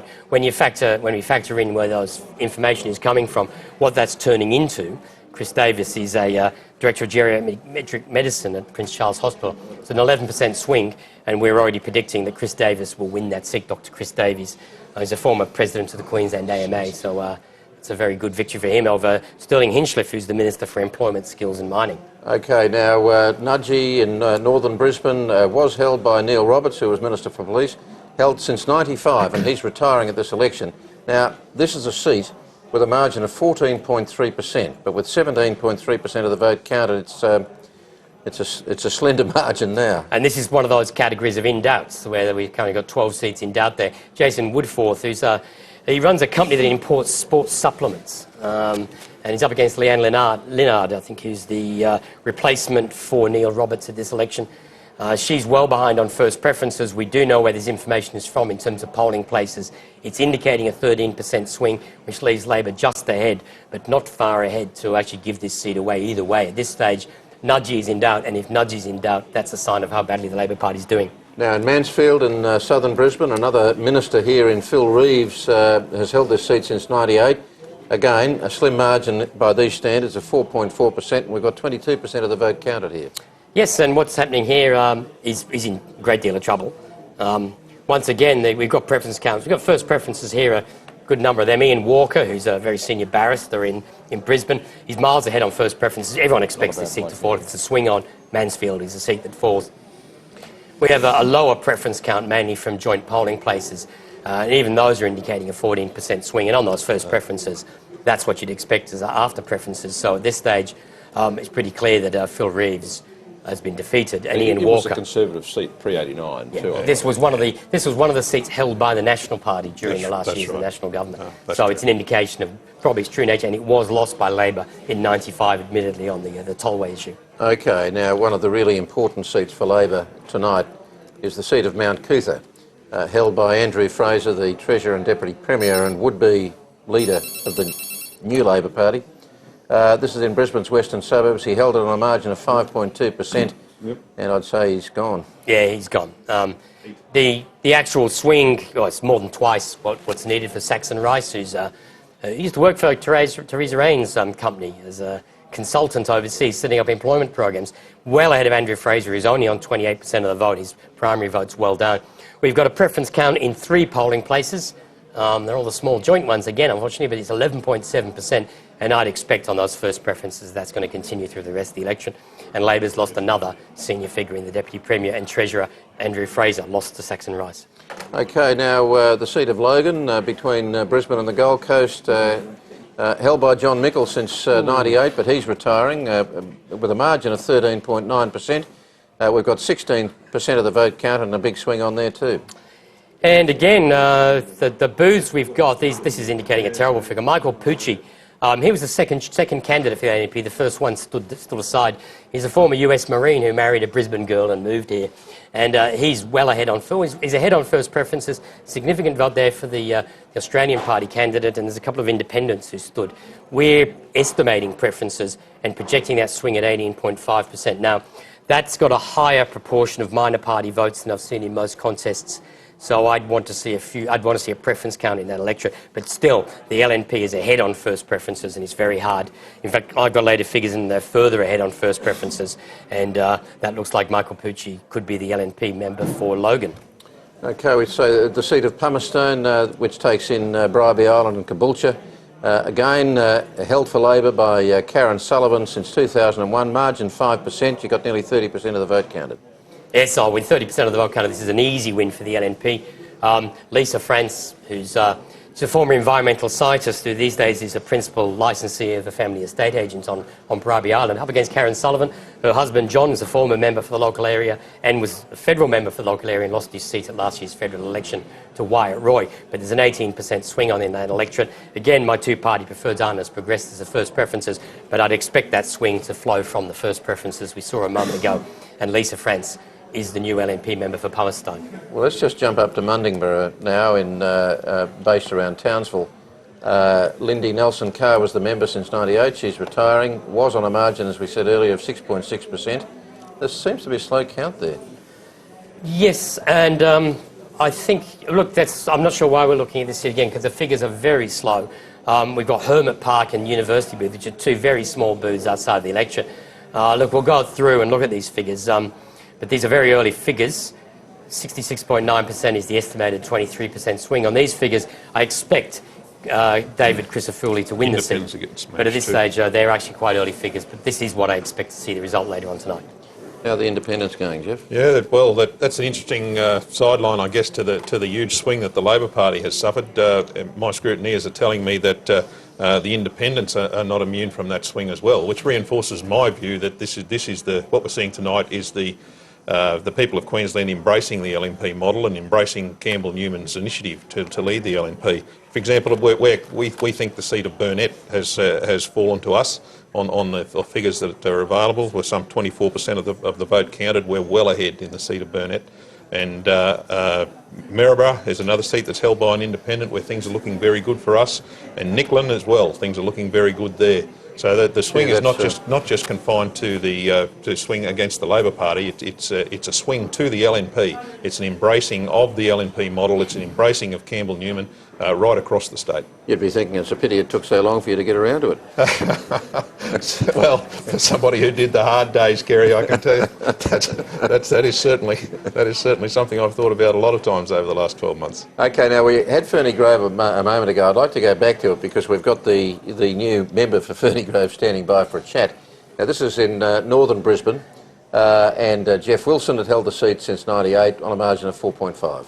Yes, and we now have a preference count in 6 booths, which is actually an improvement on the figures we looked at a minute ago. And at this stage, we're seeing 3504, 56% for Dale Shuttleworth. And at this stage, that translates into comparing the polling places by polling places. We've got Jeff Wilson miles behind on those figures. It's a swing of 13%. I've got slightly later figures which put the swing further up to 14%. But whichever figure you use, the Labor Party's Jeff Wilson has been defeated, and Dale Shuttleworth, at his 3rd attempt, is the new member for Ferny Grove. And has a former Minister for Health notched on his belt. Now, Jessica Van Vonderen is standing by to talk with Dale Shuttleworth. Thanks, Kerry. Well, Dale, you just heard it there. Anthony Green says you're the new member. Congratulations. Thank you very much. Thank you. And you're prepared to agree with that at the moment with the vote that's happened so far, the count that's happened so far? Look, I've actually only been standing here for about 20 minutes in front of a camera. I've seen only very few figures, but what I've been listening to certainly sounds very encouraging, yes. Well, sorry for keeping you waiting. Third time lucky for you, though. No worries at all. Yes, it's been a long time coming, and there's a lot of great support around us here this evening. I've got friends up from Melbourne, and my family's travelled down from Mackay, so we did expect that, or hoped it was going to be a very good outcome, and it looks as if it may well be, so that's great. There have been dramatic results around the state. I guess you're part of history. Are you feeling that sense of occasion tonight? Not just yet. I suspect that I might feel it after I've had a decent night's sleep. It's been a long campaign, and certainly last night we didn't get a lot of shut-eye, about 3 hours, and so it's kind of reasonably surreal at the moment, but I'm sure I'll feel a lot different tomorrow. I guess you had a tougher job in that you were up against a minister. So having overthrown a minister in government, how does that feel? Well, it feels very good, but I don't think that necessarily that makes the job any easier. They've campaigned very well at a local level, as have we, and I think that the message we were prosecuting throughout the campaign was a great message.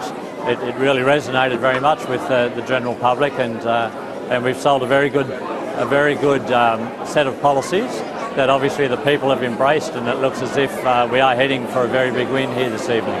Well, I can see you've got a pretty big party going on there behind you. We'll let you get back to it. Thanks for your time. No worries at all. Thank you very much. Thanks, Jessica. And we're actually going to take a look at the chamber now to see how these seats are breaking down, because this is a seriously dramatic night. Anthony? Well, let's fill in the chamber with the seats we're definitely giving away. And I'll focus for a moment. Now, the LNP's got 65. The Labor Party's got 4. I'll tell you the 4. Rockhampton, Bundamba, Inala and Woodridge. They're the only seats they hold at this stage. Now, there's a few other seats leaning towards Labor at this stage, which we call our likelies. And I think that gets Labor up to 5 when we draw the chamber for the next stage to see the likely seats. I'm not sure if we're going to see it. The 5th seat I'm giving, if I go to likely, is South Brisbane. Well, that one says 5, but I've got 4. I've got a 5th seat currently, which is South Brisbane.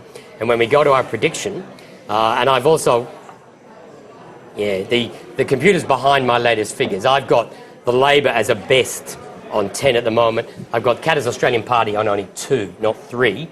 And I've got the LNP up to 75. So those numbers are just slightly behind me. But the best I can get to for Labor is 10. And I'll just refresh that. The numbers I had there were, as I said, the 4 seats. They've definitely on Rockhampton, Bundamba, Inala and Woodridge. The seat they're leaning towards winning is South Brisbane. And the other ones where they're currently ahead are Mackay, Waterford, Nudgee. They're ahead in Bulimba and Euron-Pilly as well. So there's not an awful lot where Labor's ahead at this stage. How many seats do you require to be regarded as a party? It's 10 in the Parliament to get party status in the Parliament. It is a minimum of 10, but there have been circumstances in the past where that rule's been relaxed. The Parliament can give grace to allow a party to grace, yes. But we were generous about that in the past. You're feeling gracious, Jeff? I'm dealing with the immediate. Well, that's not one of Campbell and Newman's strong suits, so we'll see how that goes. We'll deal with those questions in the coming days, but it certainly is a result that goes far and beyond the majority that Peter Beattie had in 2001, where I think he had 66 seats. That graphic of Anthony's is showing us that we're well over 70 seats. So we're getting into uncharted territory in the Queensland Parliament, I would suggest. I don't think the Queensland Parliament has ever seen a majority like that. And once again, it's about Queenslanders embracing a new model of politics. And the LNP is a new model of politics that took a new approach, refused to get into the negative campaigning, and put forward. When you say it's, I don't think that's very accurate. I think I've seen a few advertisements there that weren't that accurate. I don't think Paul would agree with that. Yeah. But it is a new approach. Jeff, when you say a new model of politics, you mean a new model of politics for the Conservative side of politics, where 2 parties, which had been quite problematic in coalition in the past. That's right. Finally got their act together and joined as one group. Yep, but now it's not necessarily a new model outside Queensland for the Labor for the coalition. Well, what is new and what was criticised so roundly by a lot of people on the Labor Party side and a lot of political commentators too, I might add, what is new is the fact that we were able to transition a successful leader from local government to take the role of leading the LNP the LNP election team to this election. Campbell Newman led the LNP election team to this election. The people of Queensland have embraced Campbell Newman's initiative in a way that is making history tonight. You cannot get away from that because the swing is across the Labor Party seats, it's across the independent seats, it's right across the board, and they are huge swings. I think what really sums it up is that the Premier of Queensland, on a margin of 15%, has had thus far her seat in doubt, and I think Anthony's saying still in doubt, but is likely to be held by Anna Bligh. But the mere fact that we're talking about that... Exactly right. The points that Paul makes do have some relevance, but those sorts of issues would produce an election result much closer to the norm. What's produced the monumental shift, the huge swings, is what's different about this election. What's different about this election is the new LNP model and the initiative of Campbell Newman and the effort that we made to transition Campbell Newman as an established leader, an established successful leader with a track record to lead an opposition, and that's produced this result. Well, Lawrence Springwell was the first LNP leader, and so it is not that new a model. But look, I'm not trying to in any way underscore the significance of this victory by the LNP. But in October 2010, they were polling at the same level. The great challenge that Labor has had, almost insurmountable, is to be around for 20 years. Howard lasted 11. Brumby and Bracks lasted 11. It is just so difficult in this modern political environment, as I said, due to Labor's good campaigning last time in 2009 and 2006 before that, together with Disunity, we won then. And in some respects, people have said, OK, well, we'll save that up and you'll get some, you've got double or nothing on the odds tonight. And that's what we've got, and it's a devastating loss for us. So Campbell Newman has arrived at the Hilton Hotel, where I assume he'll spend some time before we see him. And of course, long before we hear from Campbell Newman, I would expect that he would be waiting for Anna Booth to concede defeat, Anna Bligh to concede defeat. Wrong state. But I think in the interim we should keep looking at seats. Anthony, and here is another would-be Labor leader who's in trouble in the seat of Chatsworth. No, sorry, I got this wrong. Not Greenslopes. Chatsworth. Let's look at Chatsworth, where you've got Steve Kilburn from the ALP since 2009. This is just about the most slender margin in the state. This has been the most marginal seat of the last two elections, and this time it's not marginal. Steve Minikin is the LNP candidate, and he will win this seat easily. Steve Kilburn had a go in Hinchinbrook in 2006. He won Chatsworth in 2009. He's a well-known fireman, but at this stage he had no hope of hanging on to that seat. It's such a marginal seat. And at this stage, 51 to 33, sort of first preferences we're seeing on a number of electorates. When we look at the two-party preferred, we've got preference counts in 5 booths, and it's indicating that there's a swing of 12%. So Steve Minikin will go on to win the seat of Chatsworth and another LNP member. OK, the seat of Everton, another northern Brisbane seat held for Labor. Murray Watt took this seat in 2009, a margin of 1.4%. This is now very much an LNP seat. Yes, and Tim Mander, the former rugby league referee and a chief CEO of the Scripture Union of Queensland, has been heavily involved in the school Padres program. Tim Mander, 55.7%, easily winning on first preferences. We're seeing 50-30 first preference splits in so many of these seats, which are currently held by Labor, and that translates into a swing of 13.4%. And Tim Mander easily elected as the member for Everton. No difficulty at all there. And the whole western suburbs of Brisbane is turning deep blue tonight.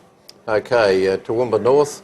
This is a seat held by a former Labor minister in Kerry Shine. Held the seat since 2001, currently with a margin of 3.2%, with 43% of the vote counted. It's gone.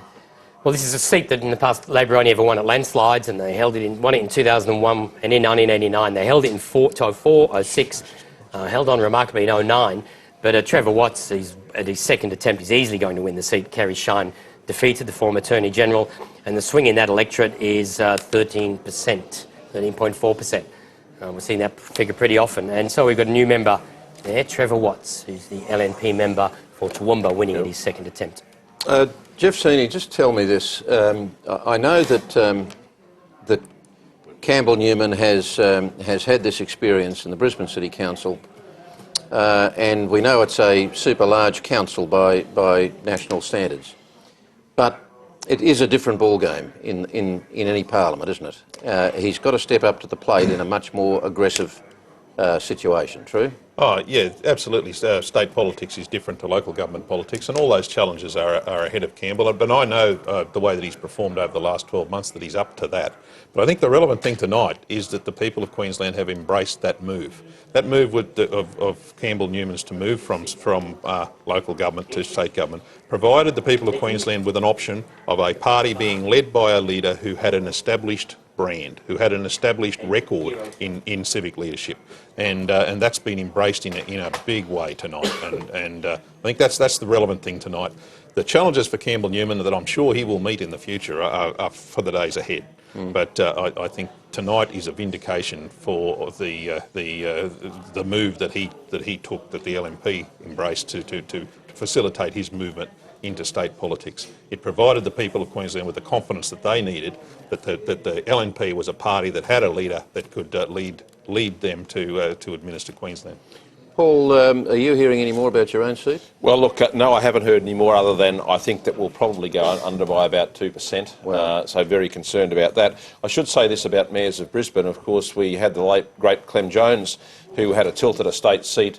He made the mistake under Joe Bjelke-Petersen of nominating for the seat between the draft redistribution and the final one. And, Joe redistributed it up between the draft and the final one, and he couldn't win it. You can't do that anymore. Labor urban myths are one. Well, that's true, mate. The urban myths that the Labor Party invent. Can I toss in a couple of points? We've now given Labor a fifth seat definite, which is South Brisbane, so that's firmed up as so at least Anna Bligh can relax. But I will say this, seats like Brisbane Central have fallen. At this stage, the only seat north of the Brisbane River that Labor holds that is ahead in is Mackay. Wow. Well, we'd have Rockhampton. I'm sorry, yes, and Rockhampton. Rockhampton and Mackay are the only two seats in the north of the state which are at all where Labor's ahead at the moment. North of the Brisbane River? North of Brisbane River, because not everything just else... the north of the state, yeah. North of the Brisbane River. At the moment, Two they've got Mackay, Waterford, that's down the south, and that's Bulimba, that's south of the river. Nudgee's north. You're behind in Nudgee at the moment. So there. Yeah. The other significant thing in this election was the seat of Ashgrove. Like there was an inordinate amount of time spent in the election campaign asking the question, what would happen if the LNP won government and Campbell Newman didn't win Ashgrove? I think the figures tonight show that Campbell Newman has well and truly won Ashgrove. People that had doubts about that can rest assured those doubts have been put to bed tonight. We haven't seen the figures on Ashgrove for a little while, Anthony, but my people are telling me that Campbell is miles ahead in Ashgrove. Well, the swing is 14%, twice what he needs. 14%. Well, and I think what happened with Ashgrove, of course, an outstanding campaigner in Kate Jones on any stretch of the imagination, and the polling showed that, but towards the end there, when it became very clear that Labor was going to lose by a significant margin, I think people in Ashgrove, more in sorrow than in anger, said, "Listen, Kate, we're going to support someone who we think will be the Premier." She had him tied up there. She had him tied up in knots. She is just a wonderful person and a great local member, and I've been in her electorate with her doing that. But unfortunately, in these sorts of results, the tide comes in and the tide goes out, and good people come and go. And in fact, and I think this will be one of the real challenges for the LNP. There are people here, particularly in seats that you don't think that you can win, who have different views of reality, who will take a lot of management, who will think that they got elected all on their wonderful and brilliant talent, not of that of the party or the leader. And that will be, good luck to Jeff in as he said before, Paul, it's a problem. He's very happy. Oh yes, well, can I just say I agree with a fair bit of what Paul says. It was always a tough ask for Campbell Newman to win a seat of 7.1%. At the beginning, he could have chosen seats with margins less than that. But we believe that once it became a question of whether or not people wanted him as the leader, as the Premier of Queensland, then there would be no doubt about him winning the seat if it became obvious that the LNP was going to win government. To his credit, he chose a seat of 7.1%. It was a big ask in that circumstance, but he always said from day one that if we couldn't win Ashgrove, we wouldn't win government. He repeated that 1,000 times during the 12 months and during the campaign, but he said that on the first day, that if we couldn't win Ashgrove, we wouldn't win government, and I think the results are there tonight. Can I just point a couple of things? Nicklin, there's a lot of data about Nicklin, discussion. This is held by Peter Wellington. As an independent. He's ahead on first preferences at this stage, and as long as he's ahead on first preferences, he will win. The vote for the other parties is marginal. But Katter's Australian Party has done extremely well in the north of the state. They're above 30%, above 20% in about 20 electorates, and they're above 30% in a string of seats like Hinchinbrook, Mulgrave. And we're going to have to see all the first preference counts in some of those electorates to determine who finishes first and second. But some of those North Queensland seats are looking much more complex, just simply because Katter's party did so well. Now, which is interesting, because he hasn't done nearly as well in the areas where coal seam gas was issued. He has got in the 20s in the Darling Downs, but it's North Queensland where he's done well. And that's what we're seeing here is perhaps as people have left Labor Party, we're seeing a re-emergence of the North Queensland movement, that you're seeing that big vote for them up there, and this hasn't necessarily gone across to the LNP.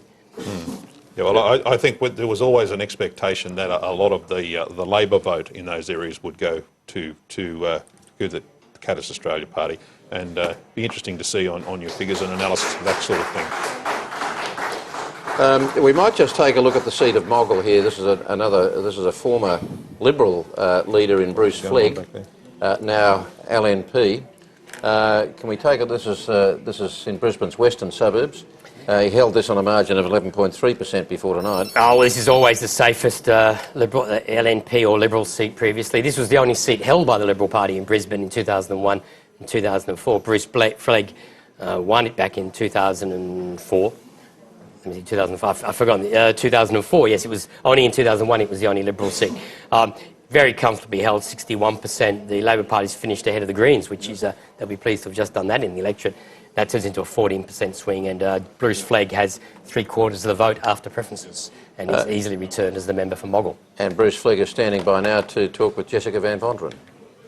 Obviously your seat was never in any danger, but across the state, the opinion polls were all predicting a landslide.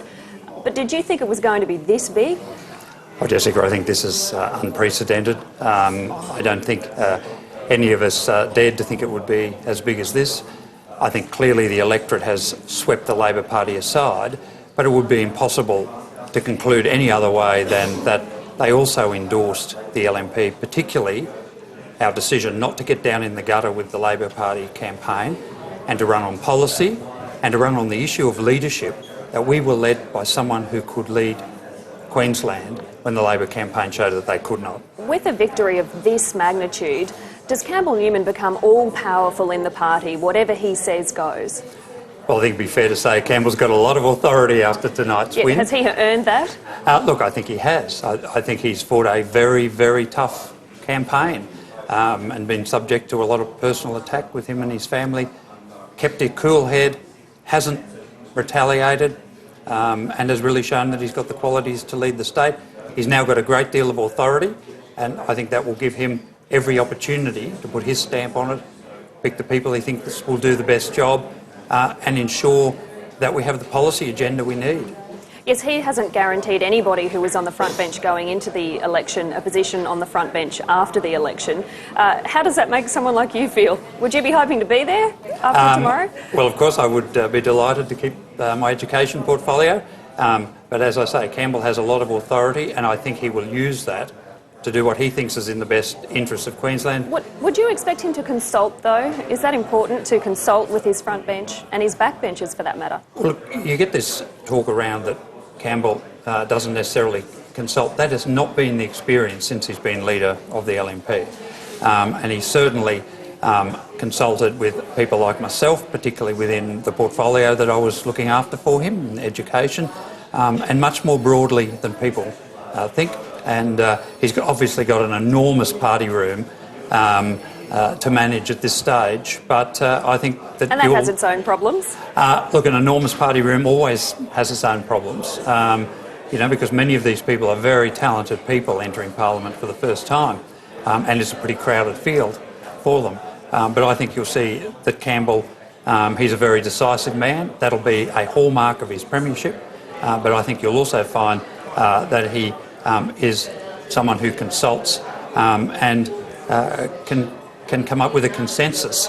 And we've seen that in things that have happened to date. I think you'll see it more. Bruce Flagg, thanks very much. Thanks, Jessica.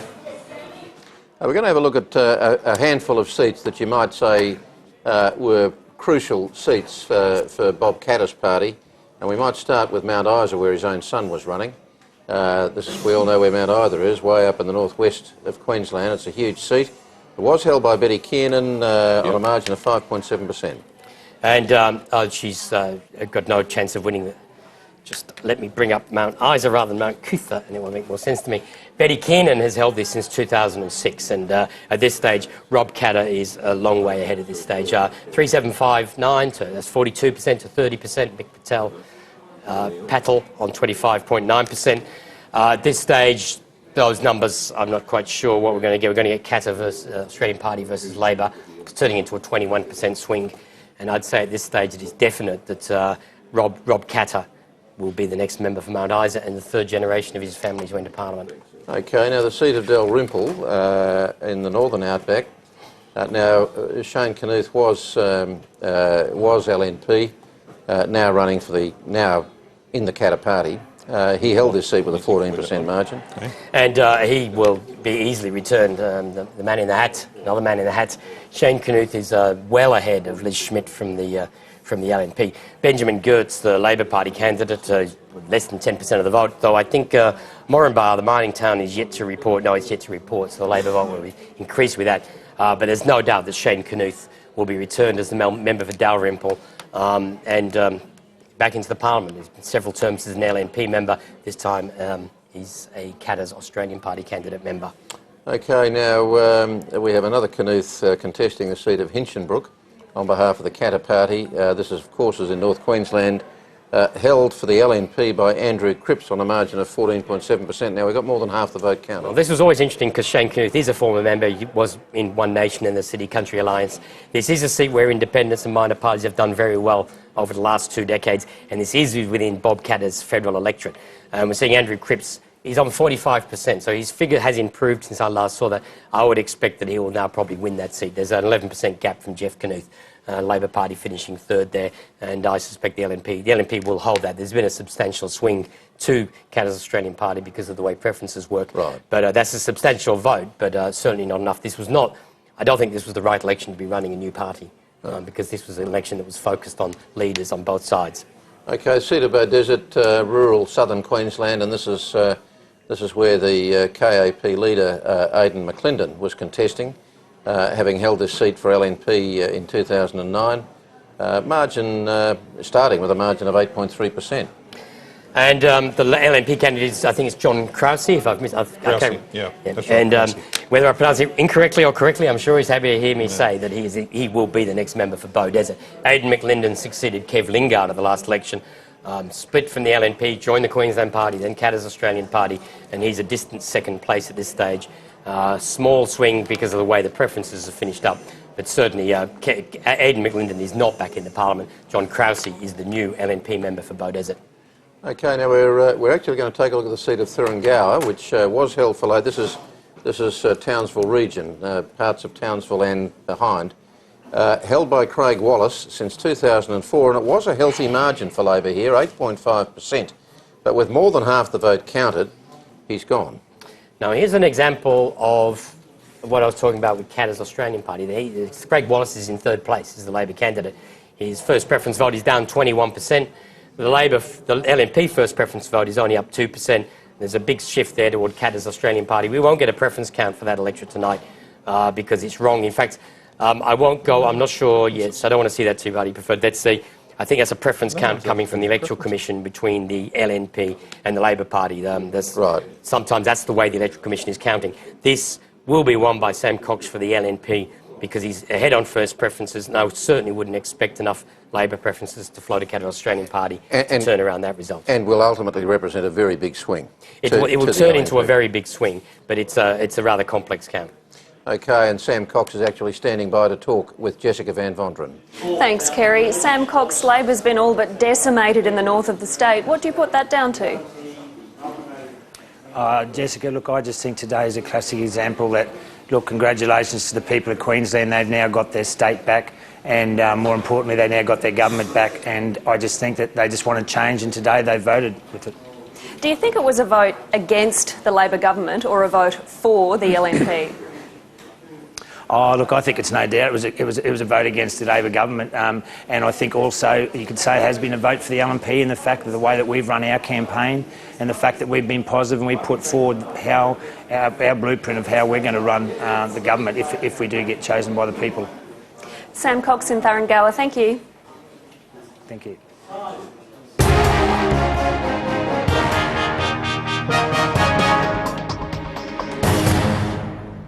Okay, now we're looking at something like 52% of the vote counted across the state, and this is a sensational story tonight. No mistake about that, a sensational political story tonight, because with 52% of the vote counted, we are looking at, on the primary count, a 15.7% swing away from Labor on average across the state. That is spectacular figures. Joe O'Brien is standing by to take you through those figures and the significance of them as they break down. Thanks, Kerry. Well, they say in Queensland when the tide goes out in politics, it goes out a long way. Basically, for Labor tonight, it's gone out beyond the continental shelf. A brilliant night for the LNP. Let's take a look first off at the seats that we're definitely allocating to each of the parties at this stage. And we're getting to the stage now where the vast majority of them have been allocated. We're saying the Labor Party at this stage has only 6 definite seats. It's lost 38 seats. The Liberal National, a massive 72 seats at this stage in the new Parliament. That's up 41 seats. The Greens are going nowhere because they didn't have any seats in the last Parliament. We're saying Qatar's Australian Party at this stage 2 seats and 2 other seats for the independents. Now let's take a look at the primary vote as it stands at this stage. And the expectation with that poll yesterday morning was that Labor was looking at about 28% of the vote. It's worse than that, 26% of the primary vote at this stage.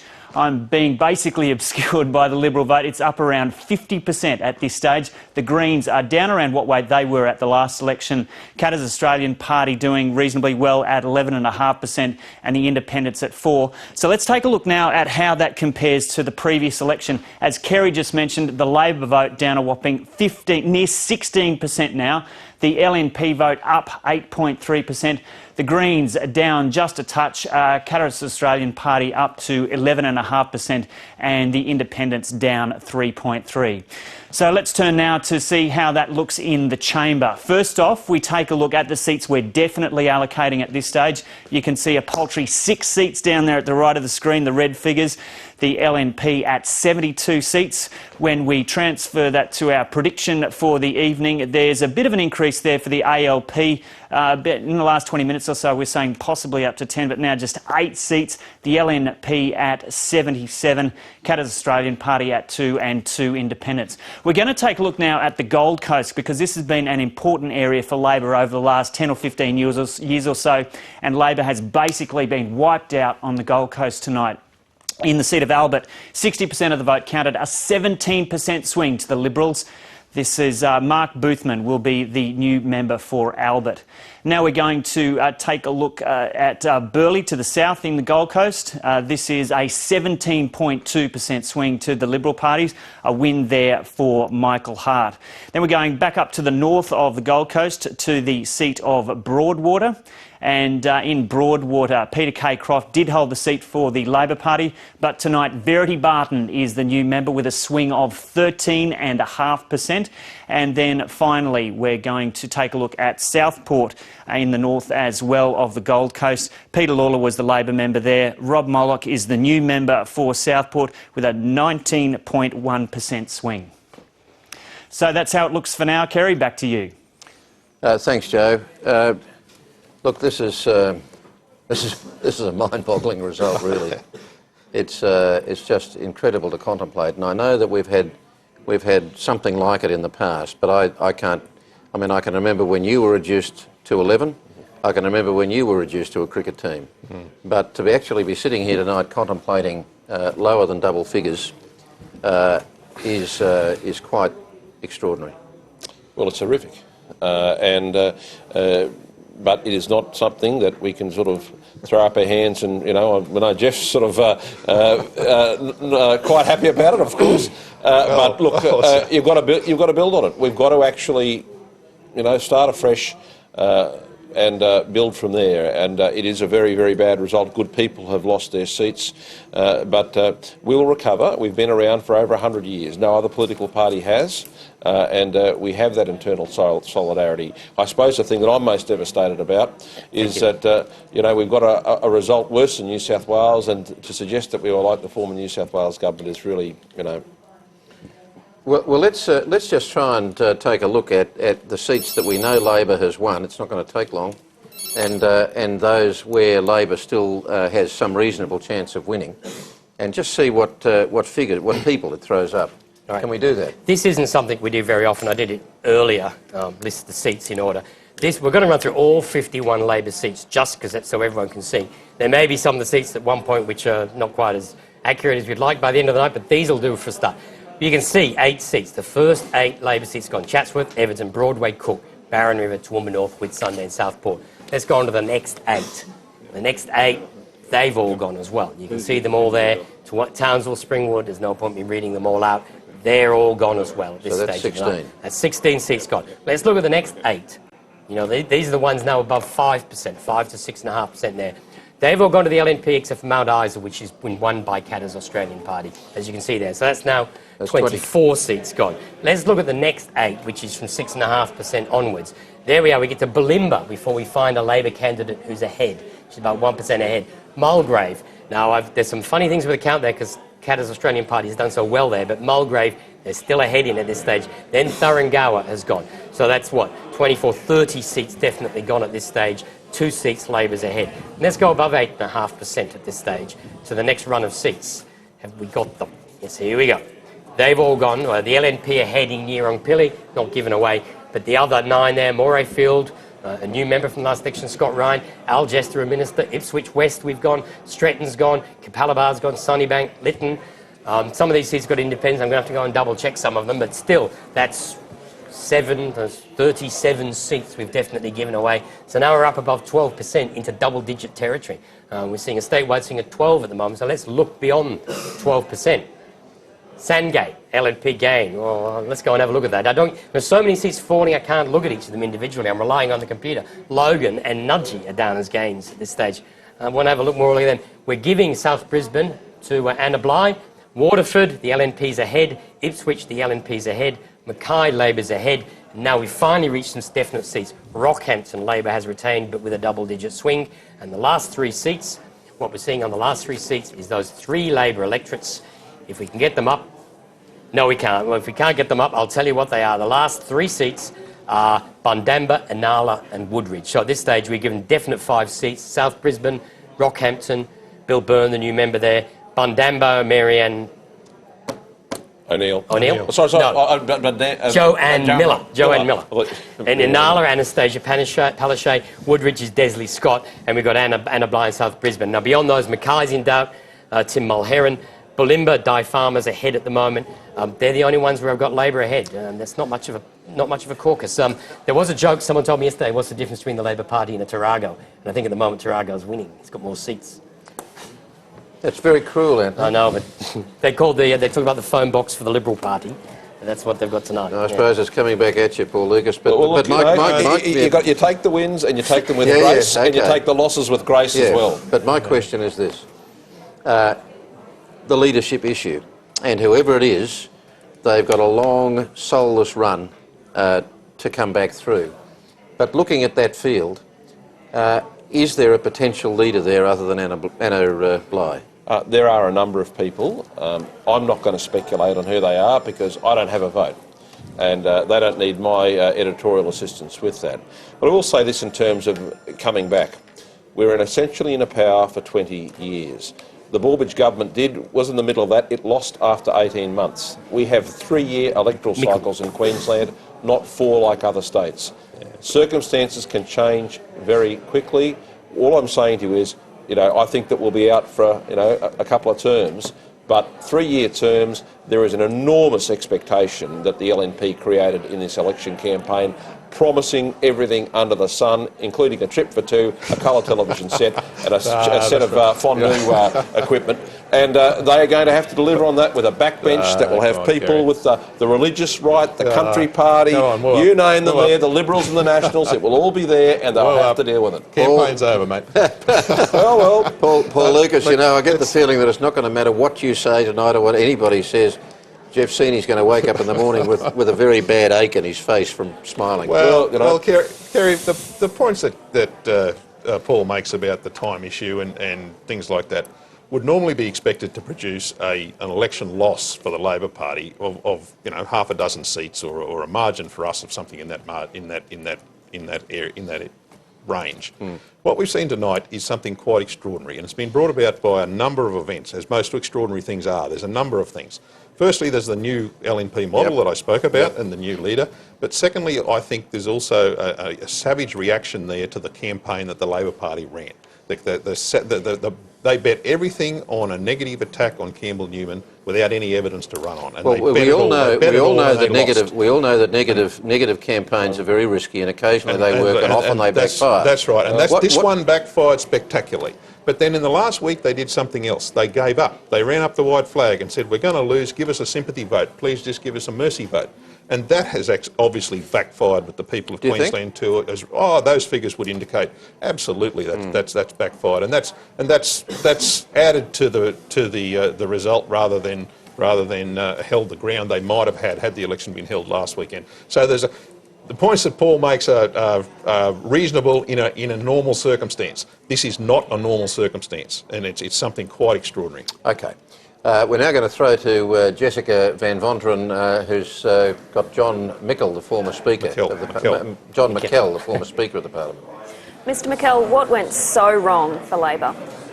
These things happen over a term. I think what needed was an honest review after the last election, because the last election masked the narrowness of the Labor win last time. It made a whole lot of formerly fairly safe seats very marginal. On top of that, the privatisation issue, regardless of the merits of it, people felt they'd been conned, deceived, and we should have explained that better. The Premier never recovered from that, only recovered slightly during the floods, but as the flood waters went away, so did the Premier's personal approval rating. The feeling I got today in Logan was this: that people reacted badly to the negative campaign. They like a positive campaign, but they take a really dim view when you go after someone's relatives. They don't regard that as the Labor way. Who has to take responsibility for what's happened in this election? The Premier chose the ministers. She decided the policies. She decides the strategy. Now, the Premier is accountable and must be held accountable. In many ways, the electorate is holding the Premier accountable for not holding ministers accountable. So that you feel that this is an indictment on Anna Bligh herself? It has been her government during the election campaign, because of the presidential nature of it. She was the only one you saw. She has to take that responsibility for it. She had a right given to her by the Labor Party caucus to select anybody to the ministry. She did that. The policies were hers, the strategies were hers. Therefore, the result and the accountability for the result must rest with her, and she should stand down from the leadership tonight so that the Labor Party can start building that painful task of rebuilding. This result, let's not crack it over. In terms of seats, it's the worst result ever. In terms of votes, it is as bad as the Labor Party split of 1957. Anna Bligh is one of only a few Labor MPs left, but you say she shouldn't lead in opposition. She should make way for somebody else. We have to put the Bligh legacy behind us, and that has to be done tonight. And somebody else needs to take on the task of leading the Labor Party. How many years will Labor be in opposition? That will depend. Sometimes electoral cycles can turn around quite quickly. If you go back to the federal election of '96, which is a wipeout for Labor, By 1998, at a federal level, Labor was able to win a majority of the votes in Australia. So it'll very much depend on how quickly the Labor Party can rebuild. Now that rebuilding process and the forward thinking must start tonight. It's going to be pretty painful. Well, personally, as someone who's been a member of the Labor Party for 30 years, it's pained me tonight to see so many colleagues with so much ability lose their careers. I think Abe Lincoln got it right. I'm too old to cry, but it hurts too much to laugh. John McKell, you're retiring, but I know you will be there for that first sitting of Parliament. Thanks very much. I'll be there the day before. Thanks very much for speaking with us tonight. Thanks so much, Jess. Paul Lucas, that's a pretty savage assessment of Labor responsibility from inside the party. Well, look, John's entitled to his view. I suppose you can criticise the Premier in terms of selecting a cabinet. John, of course, was happy with that rule when he was selected as part of it and not when he wasn't. But look, make no mistake here, the reaction, the positive reaction that people got about Anna Bligh when we were around, when we were campaigning with her, in terms of her approval rating, she was what we had going for us. She won us the 2009 election. John wouldn't be Speaker, I wouldn't be Minister if we didn't win the 2009 election. We won it the last week with Anna Bligh. And, I just say to people, as a Labor member of 30 years, as someone who's been a Minister and a Member of Parliament, I don't think I'm any better than anyone else. It's about the party, and what I am concerned about is, of course, to ensure that we learn from the defeat. But, as a Cabinet Minister, as a Member of Caucus, I accept my share of responsibility as well, and we will build on this, we will learn on this, we will bounce back on this. I know that normally I give little credence to a comment like this. On this occasion, I'll overcome my own prejudice against it. The last election may well have been the election you would have been better off losing. Well, look, we won the 2006 election and we won the 2009 election. Governments last for about 11 years. Howard lasted for 11 years and he was still a popular person when he lost. Anna Bligh is a popular person, but we lost, and we've lasted for essentially 20 years. We know the political cycle in Australia is shortening all the time, but there are things that obviously over 20 years they accumulate, and people have said they don't want us.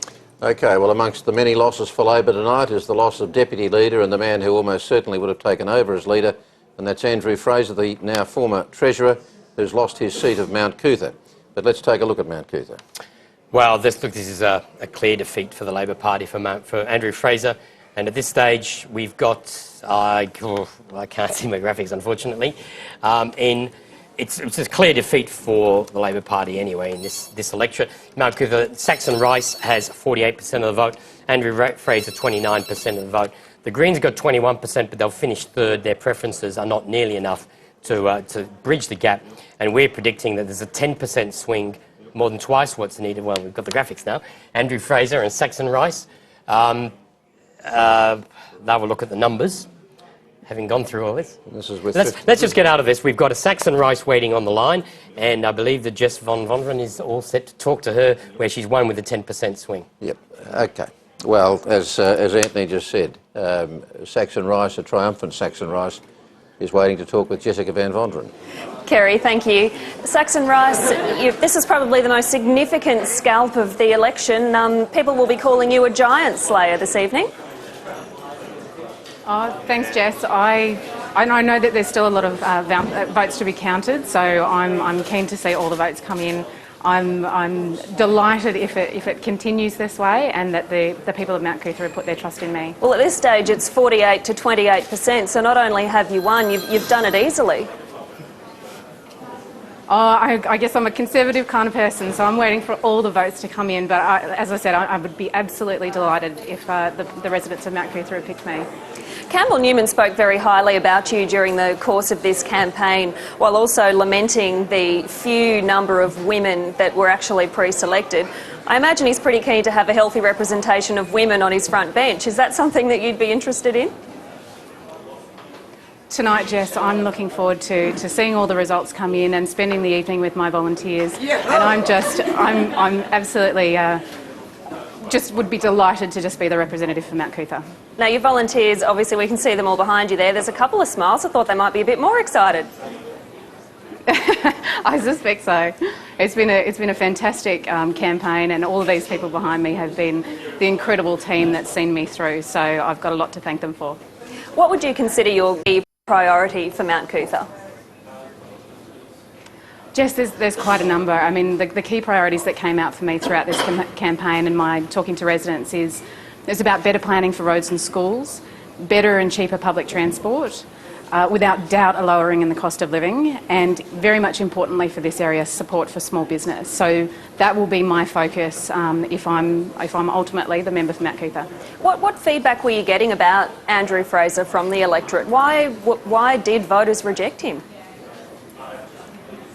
I think it's the record of this Labor government and the record of Andrew Fraser as Treasurer. I mean, we have seen the economy and the loss of our AAA credit rating.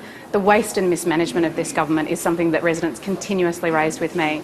So at the same time as they're obviously seeing the cost of living increases. So I think it's the record of this Labor government that people were certainly telling me was the reason they want to change. And everyone's already talking about it, but are you shocked by the size of the LNP victory tonight? Jess, I actually haven't even had time to see any of the results, so I'm getting a lot of good feedback.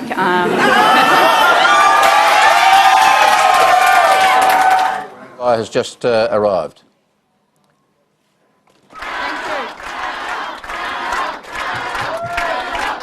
Thank you. Thank you very much, friends, and thank you so much for being here this evening. Friends, it is absolutely clear tonight that Queenslanders have spoken with the strongest possible voice and they have voted for a change of government.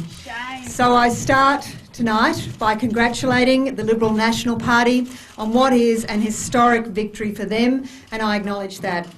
I congratulate the leader of the LNP, Campbell Newman.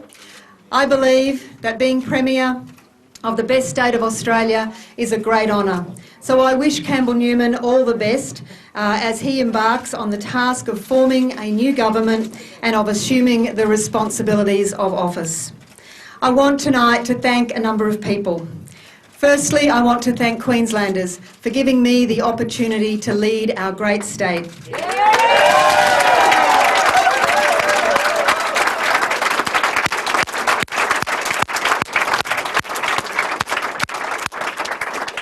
I want to thank my Cabinet and my team of parliamentary colleagues.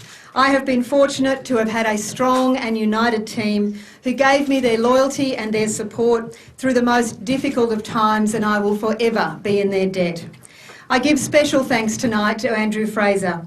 He is one of the brightest and best minds that I've ever worked with. He's one of the most decent human beings that I've ever met. And he's all that any leader could ask for in a deputy, and I believe he's a young man with a magnificent future.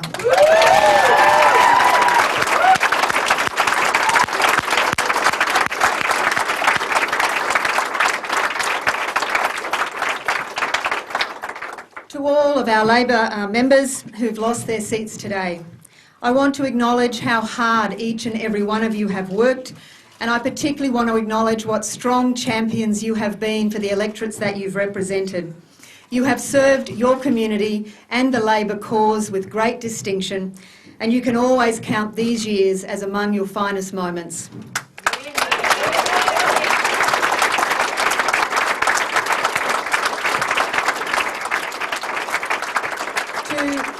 To all my staff, I have been blessed with a remarkably talented team.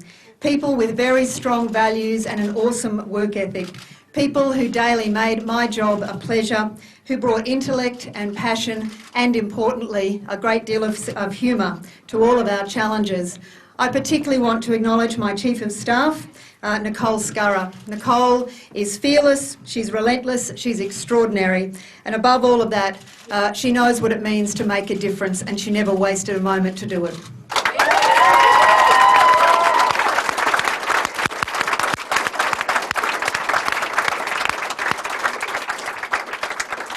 To the Australian Labor Party, to all of our members, to our affiliated trade unions and all of our supporters. The great values that drive our party have been one of the great passions of my life, and I thank you for the opportunity to put those values into practice in government. To all of our candidates, to all of our party workers, to all of the supporters who've been out there each and every day through this campaign, I thank you for all that hard work, especially today, but for every one of the last 35 days. Can I say that you have been a constant source of inspiration to me, and I thank you for that.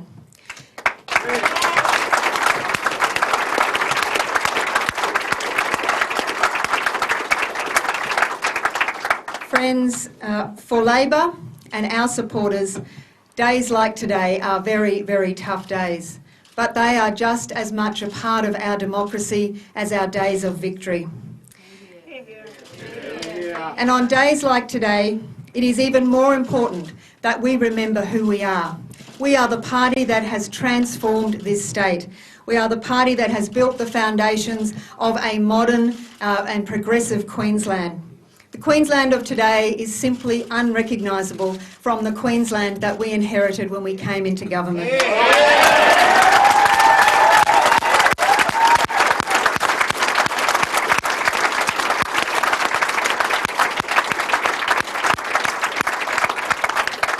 We have a record that we can be very proud of. We have built a platform that has catapulted Queensland into the 21st century. So as we confront this very, very difficult result tonight, I want us to remember that it was our Labor government that steered Queensland through the global financial crisis, that kept jobs, protected jobs and created jobs.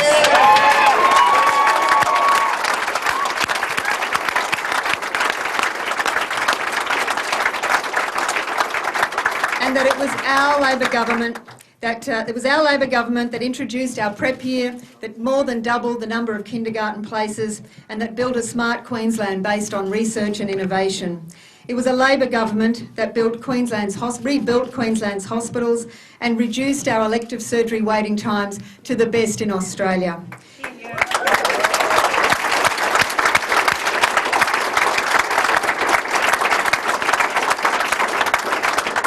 It was our Labor government that protected our precious environment, with our tree clearing laws, with our protections for the Great Barrier Reef and our wild rivers, with our green zones, our new national parks and our solar power programs.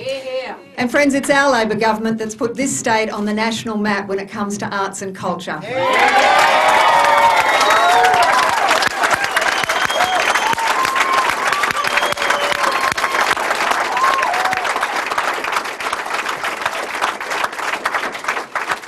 We in Labor here in Queensland, I think, can be very proud that when Queensland gave us a chance to shape our state, we didn't waste a moment. We took every chance to transform the place and to build a better and fairer place. Every achievement that we have made has been driven by Labor values, our passion for equality of opportunity. These are the values that drive me, and I know they're the values that drive every member of our party. Together, we have built much more than a legacy. We have built a rock-solid foundation for a better Queensland. There is so much to be proud of, but for me, I think our proudest moment in the past few years has been the moment when we stood together and shoulder to shoulder we confronted our worst ever natural disasters, and together we have recovered and we have rebuilt. It was a moment when we stood tall in the eyes of the nation and in the eyes of the world, and it is a moment that we will forever remember.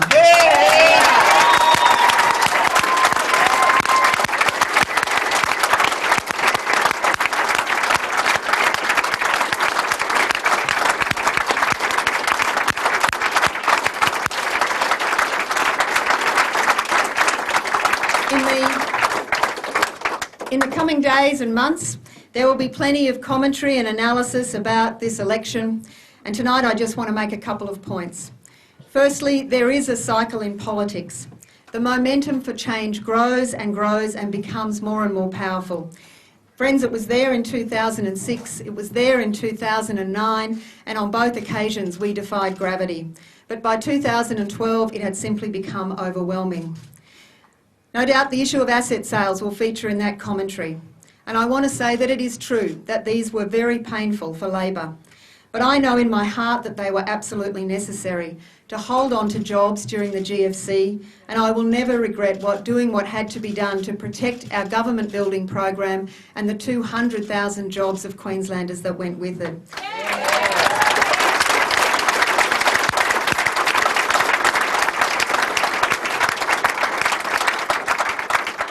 But it is equally true that I was simply unable to bring the community and the wider Labor movement with me on this issue, and as leader I accept responsibility for that. Friends, Queenslanders today have decisively endorsed change. Clearly a change of government, but I think they've emphatically also endorsed a message of change for the Labor Party. Our challenge now is to hear that message and to turn our very best efforts to rebuilding and renewing our cause and our sense of purpose.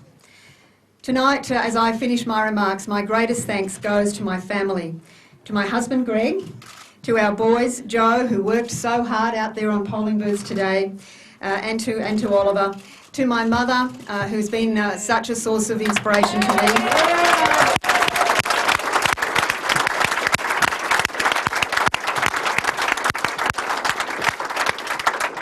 And to my extended family. Our love and support and devotion to each other has been an absolute rock to me and to all of us through our ups and downs in life. And I thank each and every one of them for being that rock and for giving me the chance to live my dream. Special thanks to Oliver today for voting for me on his birthday.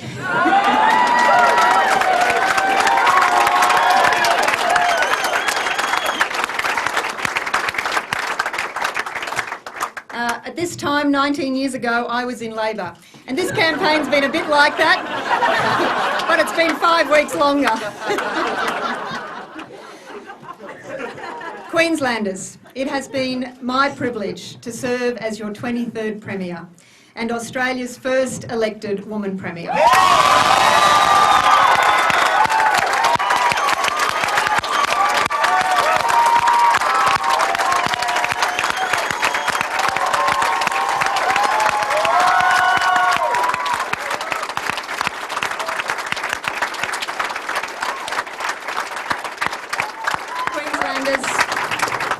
My fellow Queenslanders, I hope that you feel that I never faltered when you needed me to be strong, that I never shied away from the big policy issues and the tough decisions, and that I always held your interest in my heart as I governed Queensland. So Queenslanders, thank you. It's been an honour.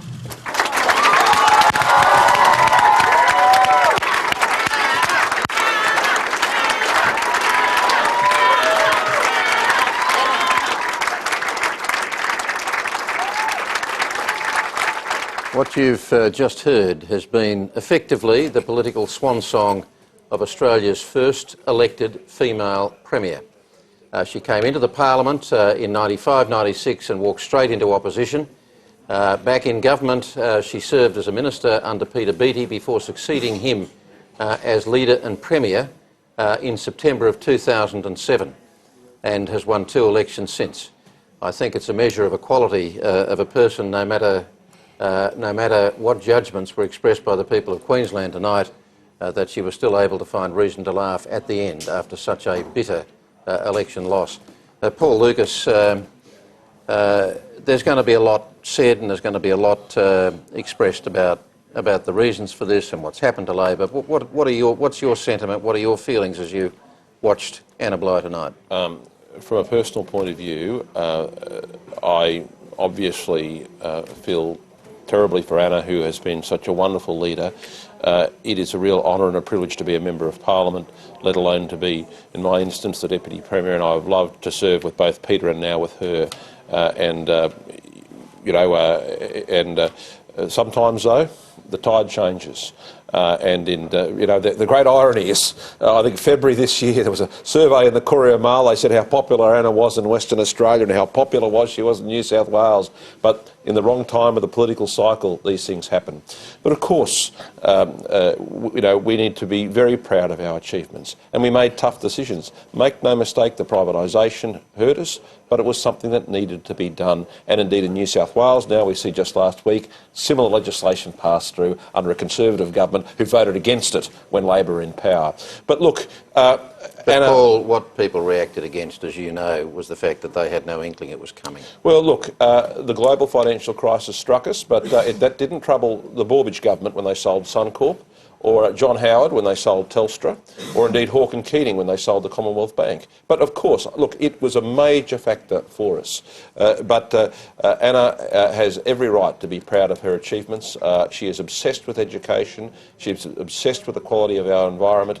You know, and you just have to look at it. Campbell Newman will open Airport Link in a month or two's time. A wonderful toll road built, largest PPP in Australia, with a busway as part of it for public transport. These are all wonderful things. We need to, of course, examine what went wrong. But I'll just say this for those people in the Labor Party who want to be students of history. The other lesson of history that I know is that those people who think that it might be a time to take pot shots and the like, they're the ones who are reduced to footnotes in history. Anna Bligh has every right to be proud of her legacy, and the people of Queensland have made a decision, and I know that she respects it. We're disappointed and indeed devastated. But that is their right to choose that. That is the beauty of the democracy we're in, and Campbell Newman now, of course, will have the support of the people of Queensland to carry out his mandate, and so he should. Jeff Seeney, any sympathy for Anna Bligh as you heard those words tonight? No, I feel sorry for her as a person. It's obviously suffered a huge defeat. But elections are about giving the people an opportunity to pass judgment on your performance, and that's first and foremost. You can't get away from anything. If you can't get away from that and focus on anything else. Elections are about the people of Queensland passing judgment on the government's performance. To some extent, I think where I do feel a bit sorry for Anna Bligh as a Premier is that many of the problems that she inherited were Peter Beattie's legacy, and he's the one that's escaped the judgment of the people of Queensland tonight. Not only did he escape that judgment, he hung around and turned himself into a commentator and annoyed Anna Bligh politically over a long period of time, and she must have squirmed and suffered from that over a significant part of her premiership. So to that extent, I feel a little sympathy for her.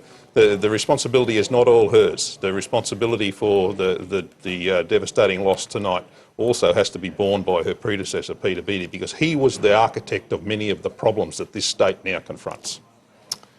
Okay, while we await Campbell Newman's appearance to claim victory, which is now his to do, given that Anna Bligh has conceded defeat, and we'll bring you that the minute he appears.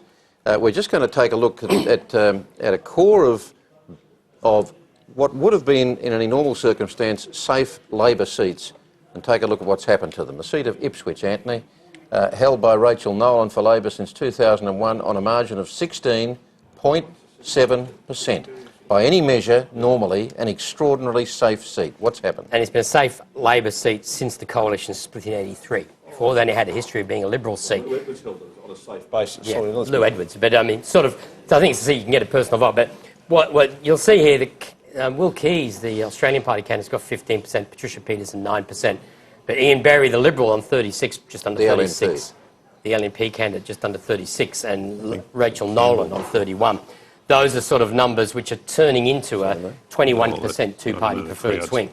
And they're very low votes at this stage, but very low first preferences, but 54% there, a 21% swing. At this stage, we're predicting Ian Berry will defeat the Natural Resources Minister, Rachel Nolan, in that election. So they are from very low first preferences. OK, now the seat of Nudgee in northern Brisbane, Neil Roberts, who's held this seat since '95, is retiring. He had a margin of 14.3%, and we've got nearly 73% of the vote counted. And this one's gone definitely. Again, the gap on first preference isn't as great as what the swing looks like afterwards. Leanne Leonard is the new Labor Party candidate. Huge swing is occurring in this electorate. We've got a swing of, we've got first preferences of 44% for the LNP, 38% for the Labor Party, and we've got a swing of 17% in that electorate. And Jason Woodforth is, I suspect, probably the surprise member for Nudgee, because that's not an electorate that was on our agenda, or anybody's agenda, as falling to the LNP at this election. OK, the seat of Sandgate, northern Brisbane again. Vicky Darling came into the seat in 2006. Margin of 12.4% going into tonight, 77% voted. And she's the Minister for the Environment and has suffered an enormous swing in this electorate as well.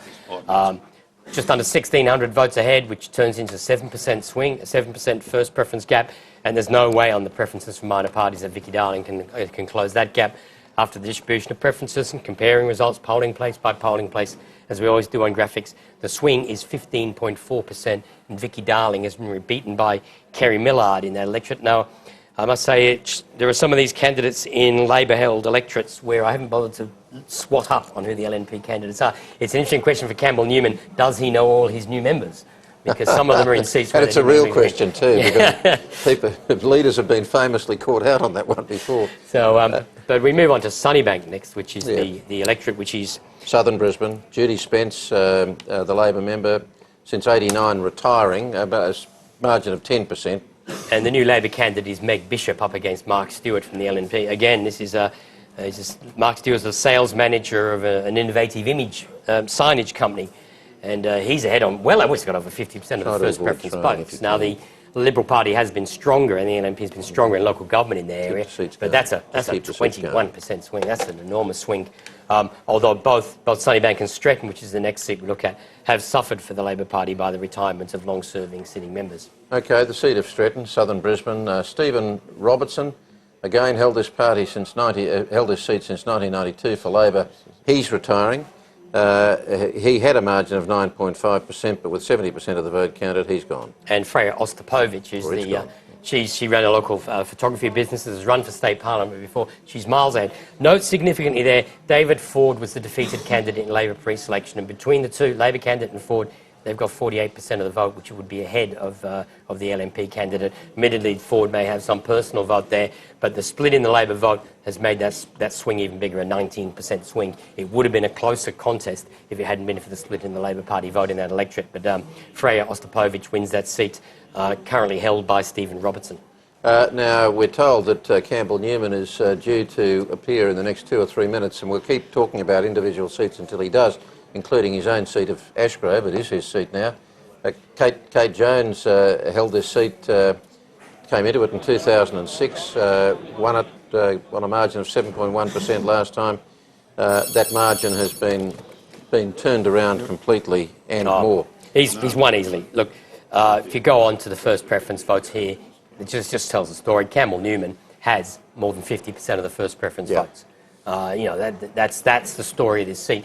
There's only a little over 10% gone to the minor parties. The vote has been effectively squeezed between the two major party candidates. The swing is 13.5%. That's nearly twice what he needed. Campbell Newman not only has produced, on my counts, it's the biggest majority in history. The biggest majority in the past was in 74, the coalition won 69 out of 82 seats, which is 84% of the parliament. And at this stage, this is on track to be a bigger win for the LNP at this election.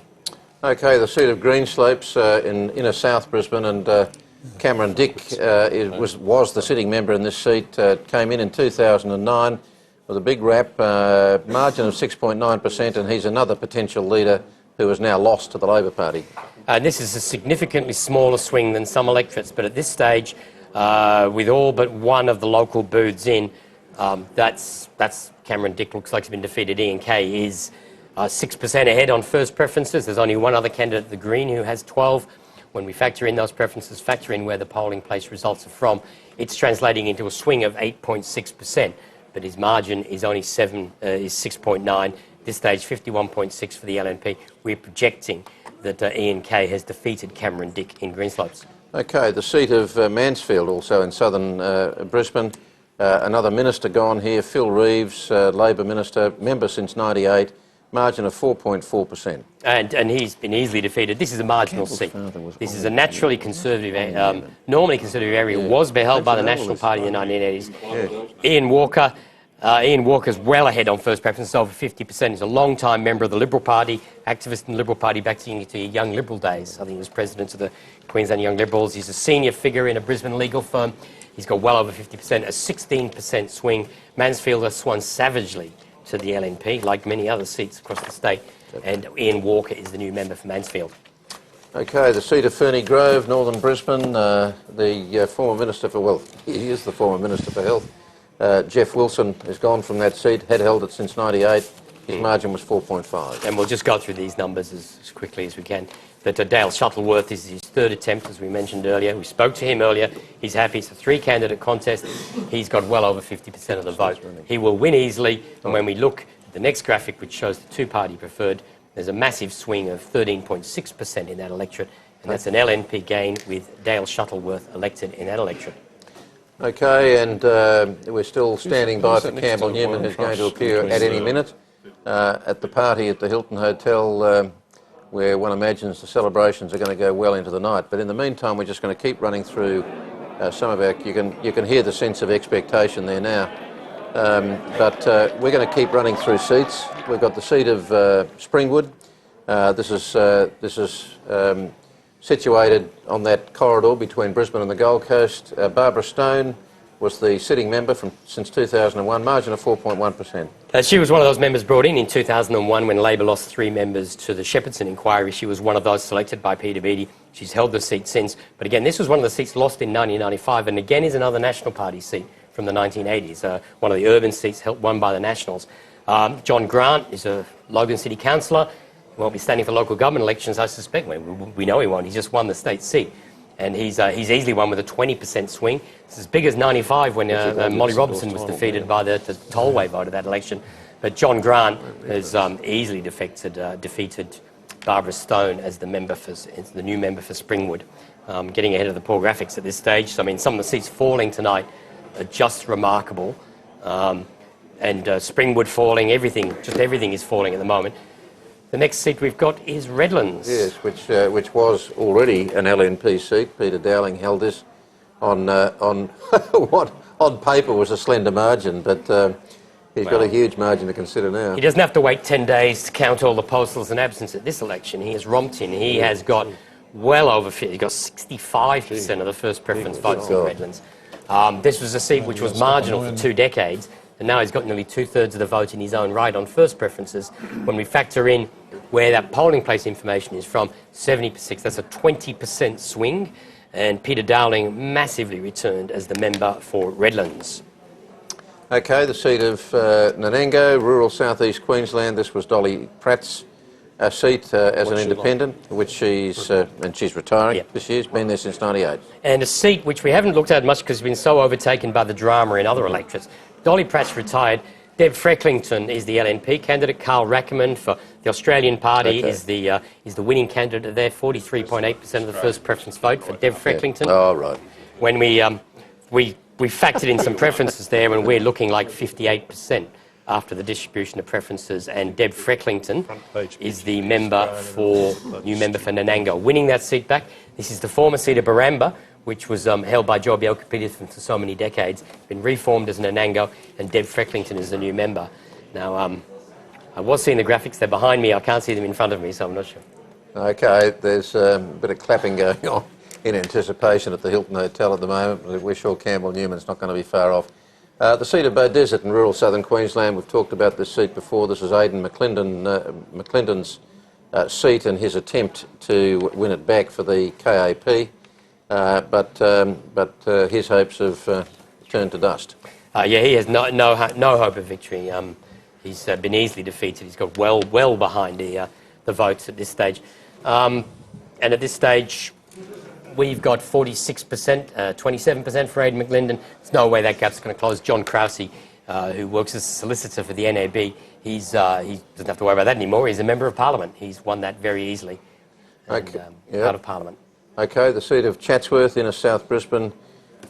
Steve Kilburn won the seat in 2009, but again, such a slender margin that his position was hopeless. Yes, Campbell. Okay, now we're actually going to cross to the Hilton Hotel. Campbell Newman has arrived. This is a unique moment in Australian political history. I think since Federation that a man will step into the leadership of government from outside the Parliament in his first entry into the seat. Now, Campbell Newman does come with some experience, of course. In 2004, he won the Brisbane City Council elections as Lord Mayor, a popular vote. But for him, he had to operate in a hostile chamber because even though he won the popular vote as Lord Mayor, Labor still retained the numbers.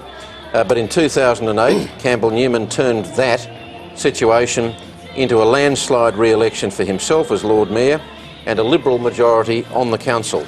So when he put his hand up and with the agreement of the parliamentary LNP announced that he would essentially be the leader in waiting for LNP from outside the parliament, that was a moment of crystallisation in this electorate, a polarisation in this electorate away from Labor, and gave them the leader from within the southeast corner of Queensland that they so desperately needed. Campbell Newman is making his way slowly up to the podium now, but this is a moment of enormous triumph for him and a moment of immense relief, I would think, for the LNP, having taken that move of amalgamating the Liberal Party and the National Party when they did, and converting the deficit of previous elections when they simply weren't able to convince Queenslanders that they could be a coherent government, without, as Jeff Seeney has said on this panel earlier tonight, the leader being seen to have come from the most populous part of the state. There's a lot of jubilant people in the Hilton Hotel who are making it difficult for Campbell Newman to actually get to the podium and to embrace victory. It's a difficult task ahead for him, despite the numbers that he has.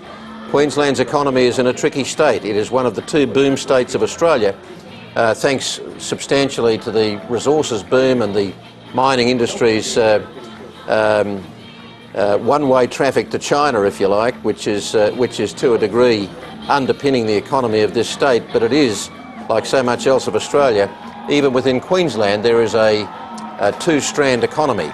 And what is good news for some parts of this state is not necessarily good news for other parts. The other big challenge for Campbell Newman after tonight is to get across the nature of parliamentary politics as opposed to city council politics, and with a massive team of MPs behind him, including some who at the point of their pre-selection would have had no idea that they were going to find their place in the parliament after tonight. That will bring its own problems, but again, as Jeff Seeney has said here tonight, it's a problem that they're happy to embrace, right, Jeff? Exactly, Kerry.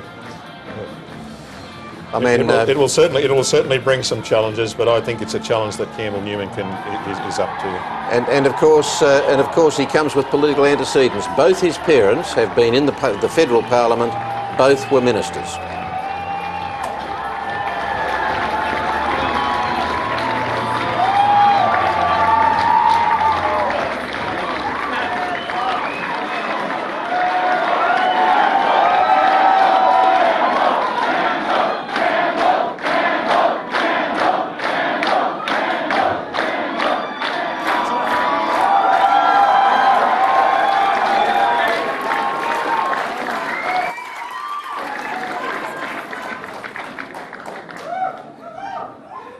Thank you, ladies and gentlemen. Thank you all.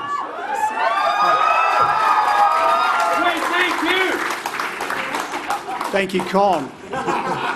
Ladies and gentlemen, I want to thank all Queenslanders this evening for voting for change.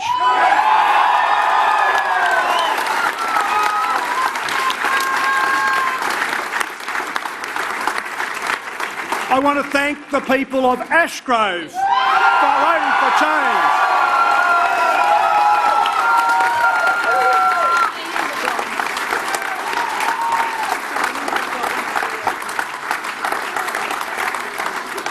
Ladies and gentlemen, we said all along that this election was all about you, the good, hard-working people, the passionate and dedicated people, the people who work hard every single day to raise their families, to support their communities and to grow our economy. I thank you for your support.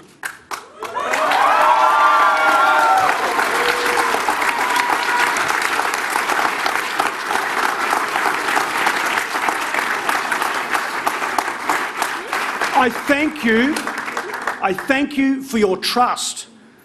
We will keep our promises and we will not let you down.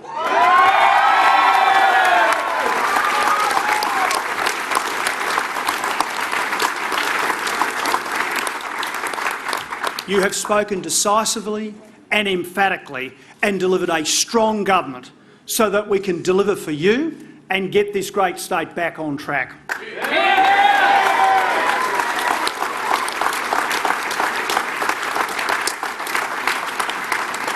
I have to say this evening that we're all humbled by the responsibility that you have given us, a responsibility that actually weighs heavily, but it is cheerfully accepted.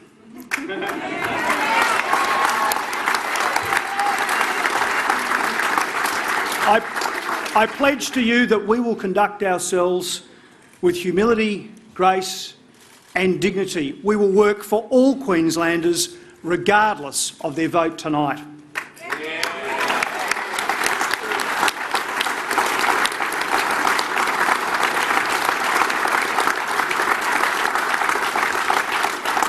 Tonight I acknowledge that many of you have never voted for the Liberal Party, never voted for the National Party before and never voted for the LNP. So I thank you for your support.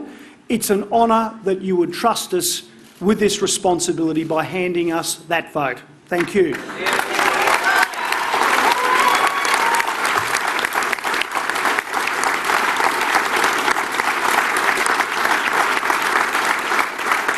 The priority of our government is to get our economy moving and to sort out our state's finances. We don't for a moment underestimate the magnitude of the task ahead. It will be long, it will be hard, but we're going to get on and deliver on that job, starting with tomorrow.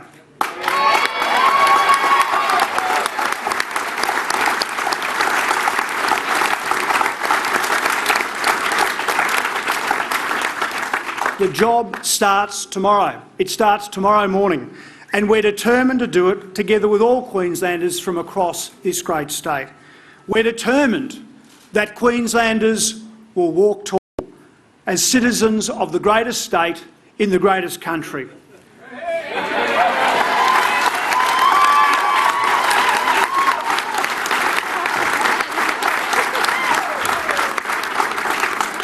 Now, I have a few people from the ACT with me, and you look...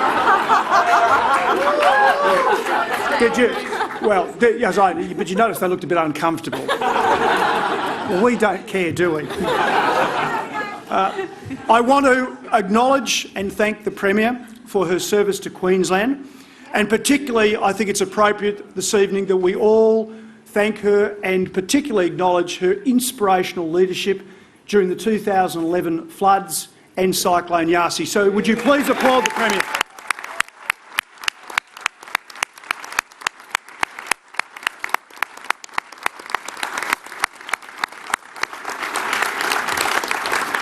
I also want to acknowledge my opponent, Kate Jones, for her service and hard work to the people of Ashgrove since she's been the elected member.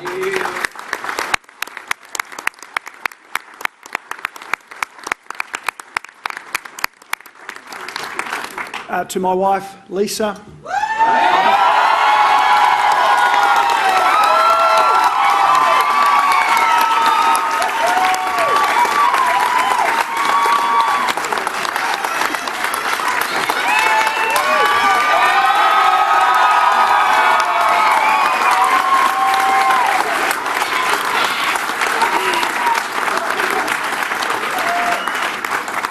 To my family, Lisa, Rebecca and Sarah, and to our wider family.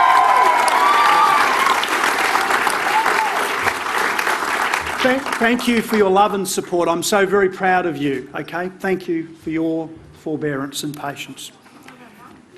I've thanked my mum. She's part of my wider family. I didn't like the look she took when I talked about Queensland before, mate. To my friends and colleagues Jeff, Sini and Tim Nichols,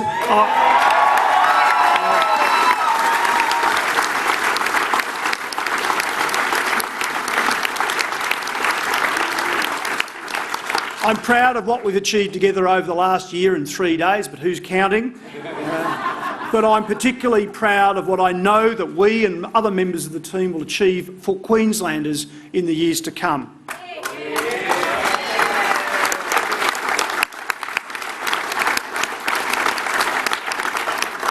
to my parliamentary colleagues and to all our candidates, well done.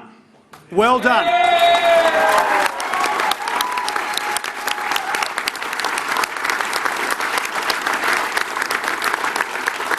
But understand this, the job starts tomorrow. To Bruce McIver, to Gary Spence, to James McGrath, Michael O'Dwyer,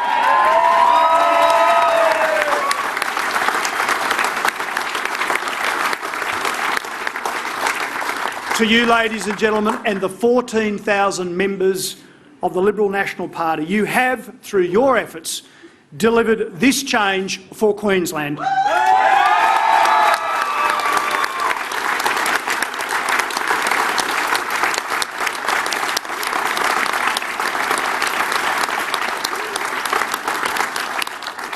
Finally, to all Queenslanders, thank you once again. This is all about you. It will always, always be about you. With your support, with the support of all Queenslanders, we pledge tonight to make this great state a can-do place once more. Thank you. Thank you all.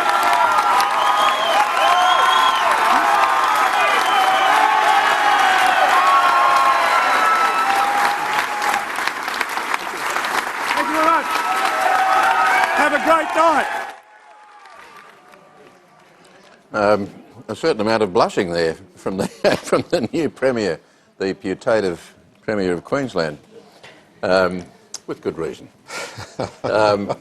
We're now, I think, we get some response from you, Jeff Seeney, about Campbell Newman's reflections tonight. Well, what do you say? It was a gutsy effort for Campbell Newman to leave his position at Brisbane City Hall. He basically had that position for as long as he wanted to hold it. He took a huge, put a lot on the line, and it was just over 12 months ago, and we received a lot of criticism for the model that we set up, and I guess the payoff is tonight.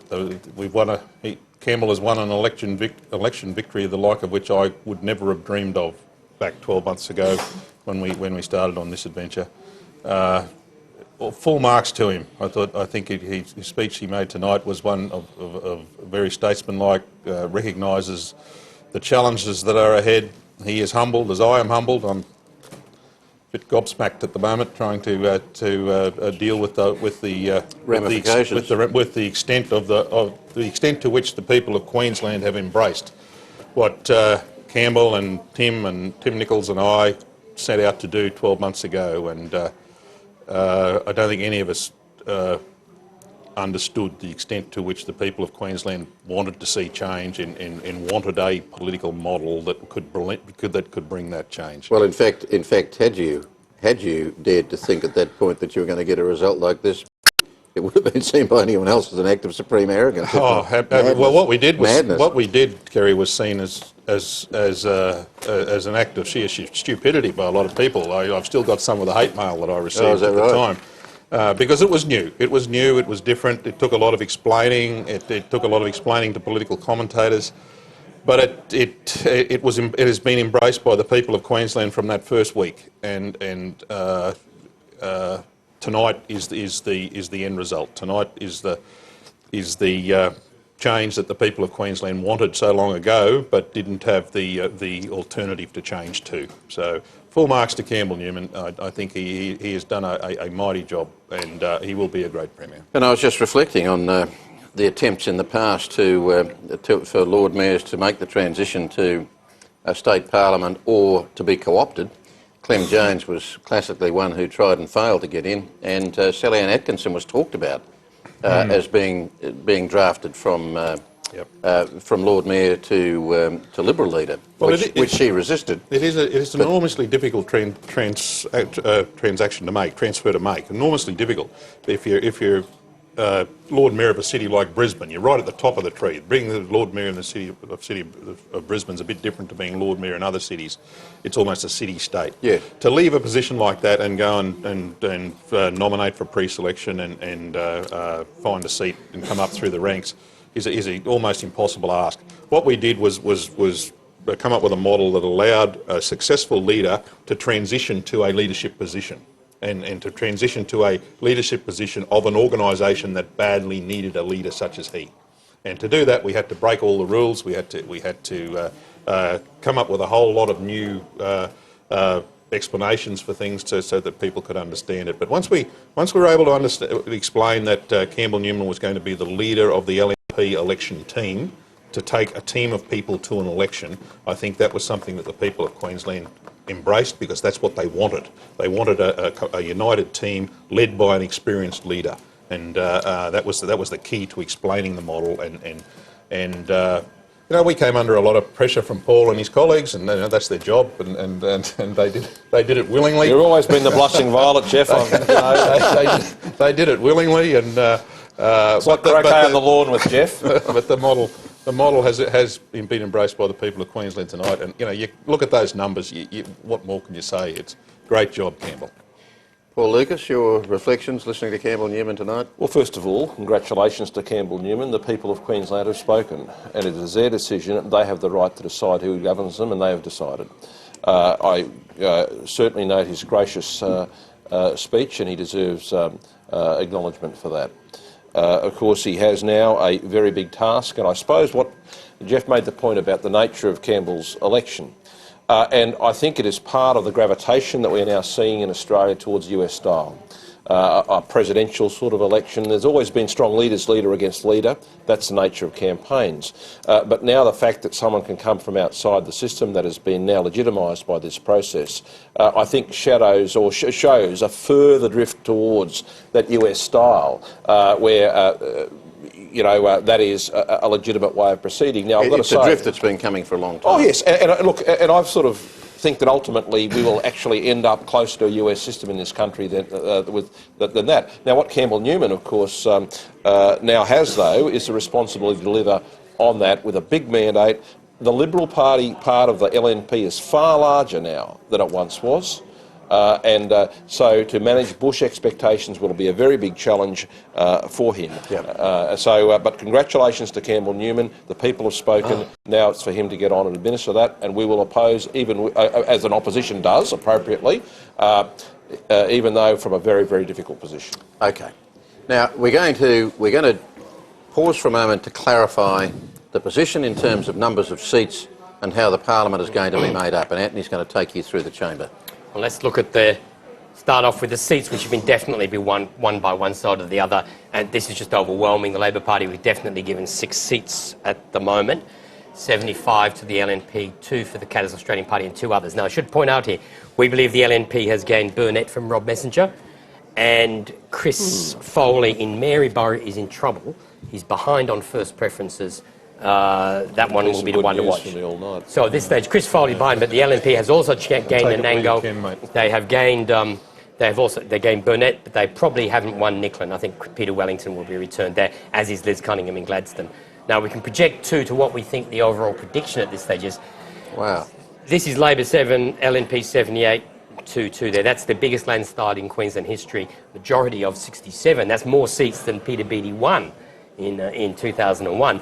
Now, just to say, that 7 is bobbling up and down. There are a couple of seats where Labor is behind, where, because the LNP may not have put a huge effort into the postal vote campaign, in seats like Lytton, that perhaps that may get up to 8 or 9, but, you know, double figures is about the best they can get to. Not that which is a Paul's dramatic holding out result. much hope for Lytton.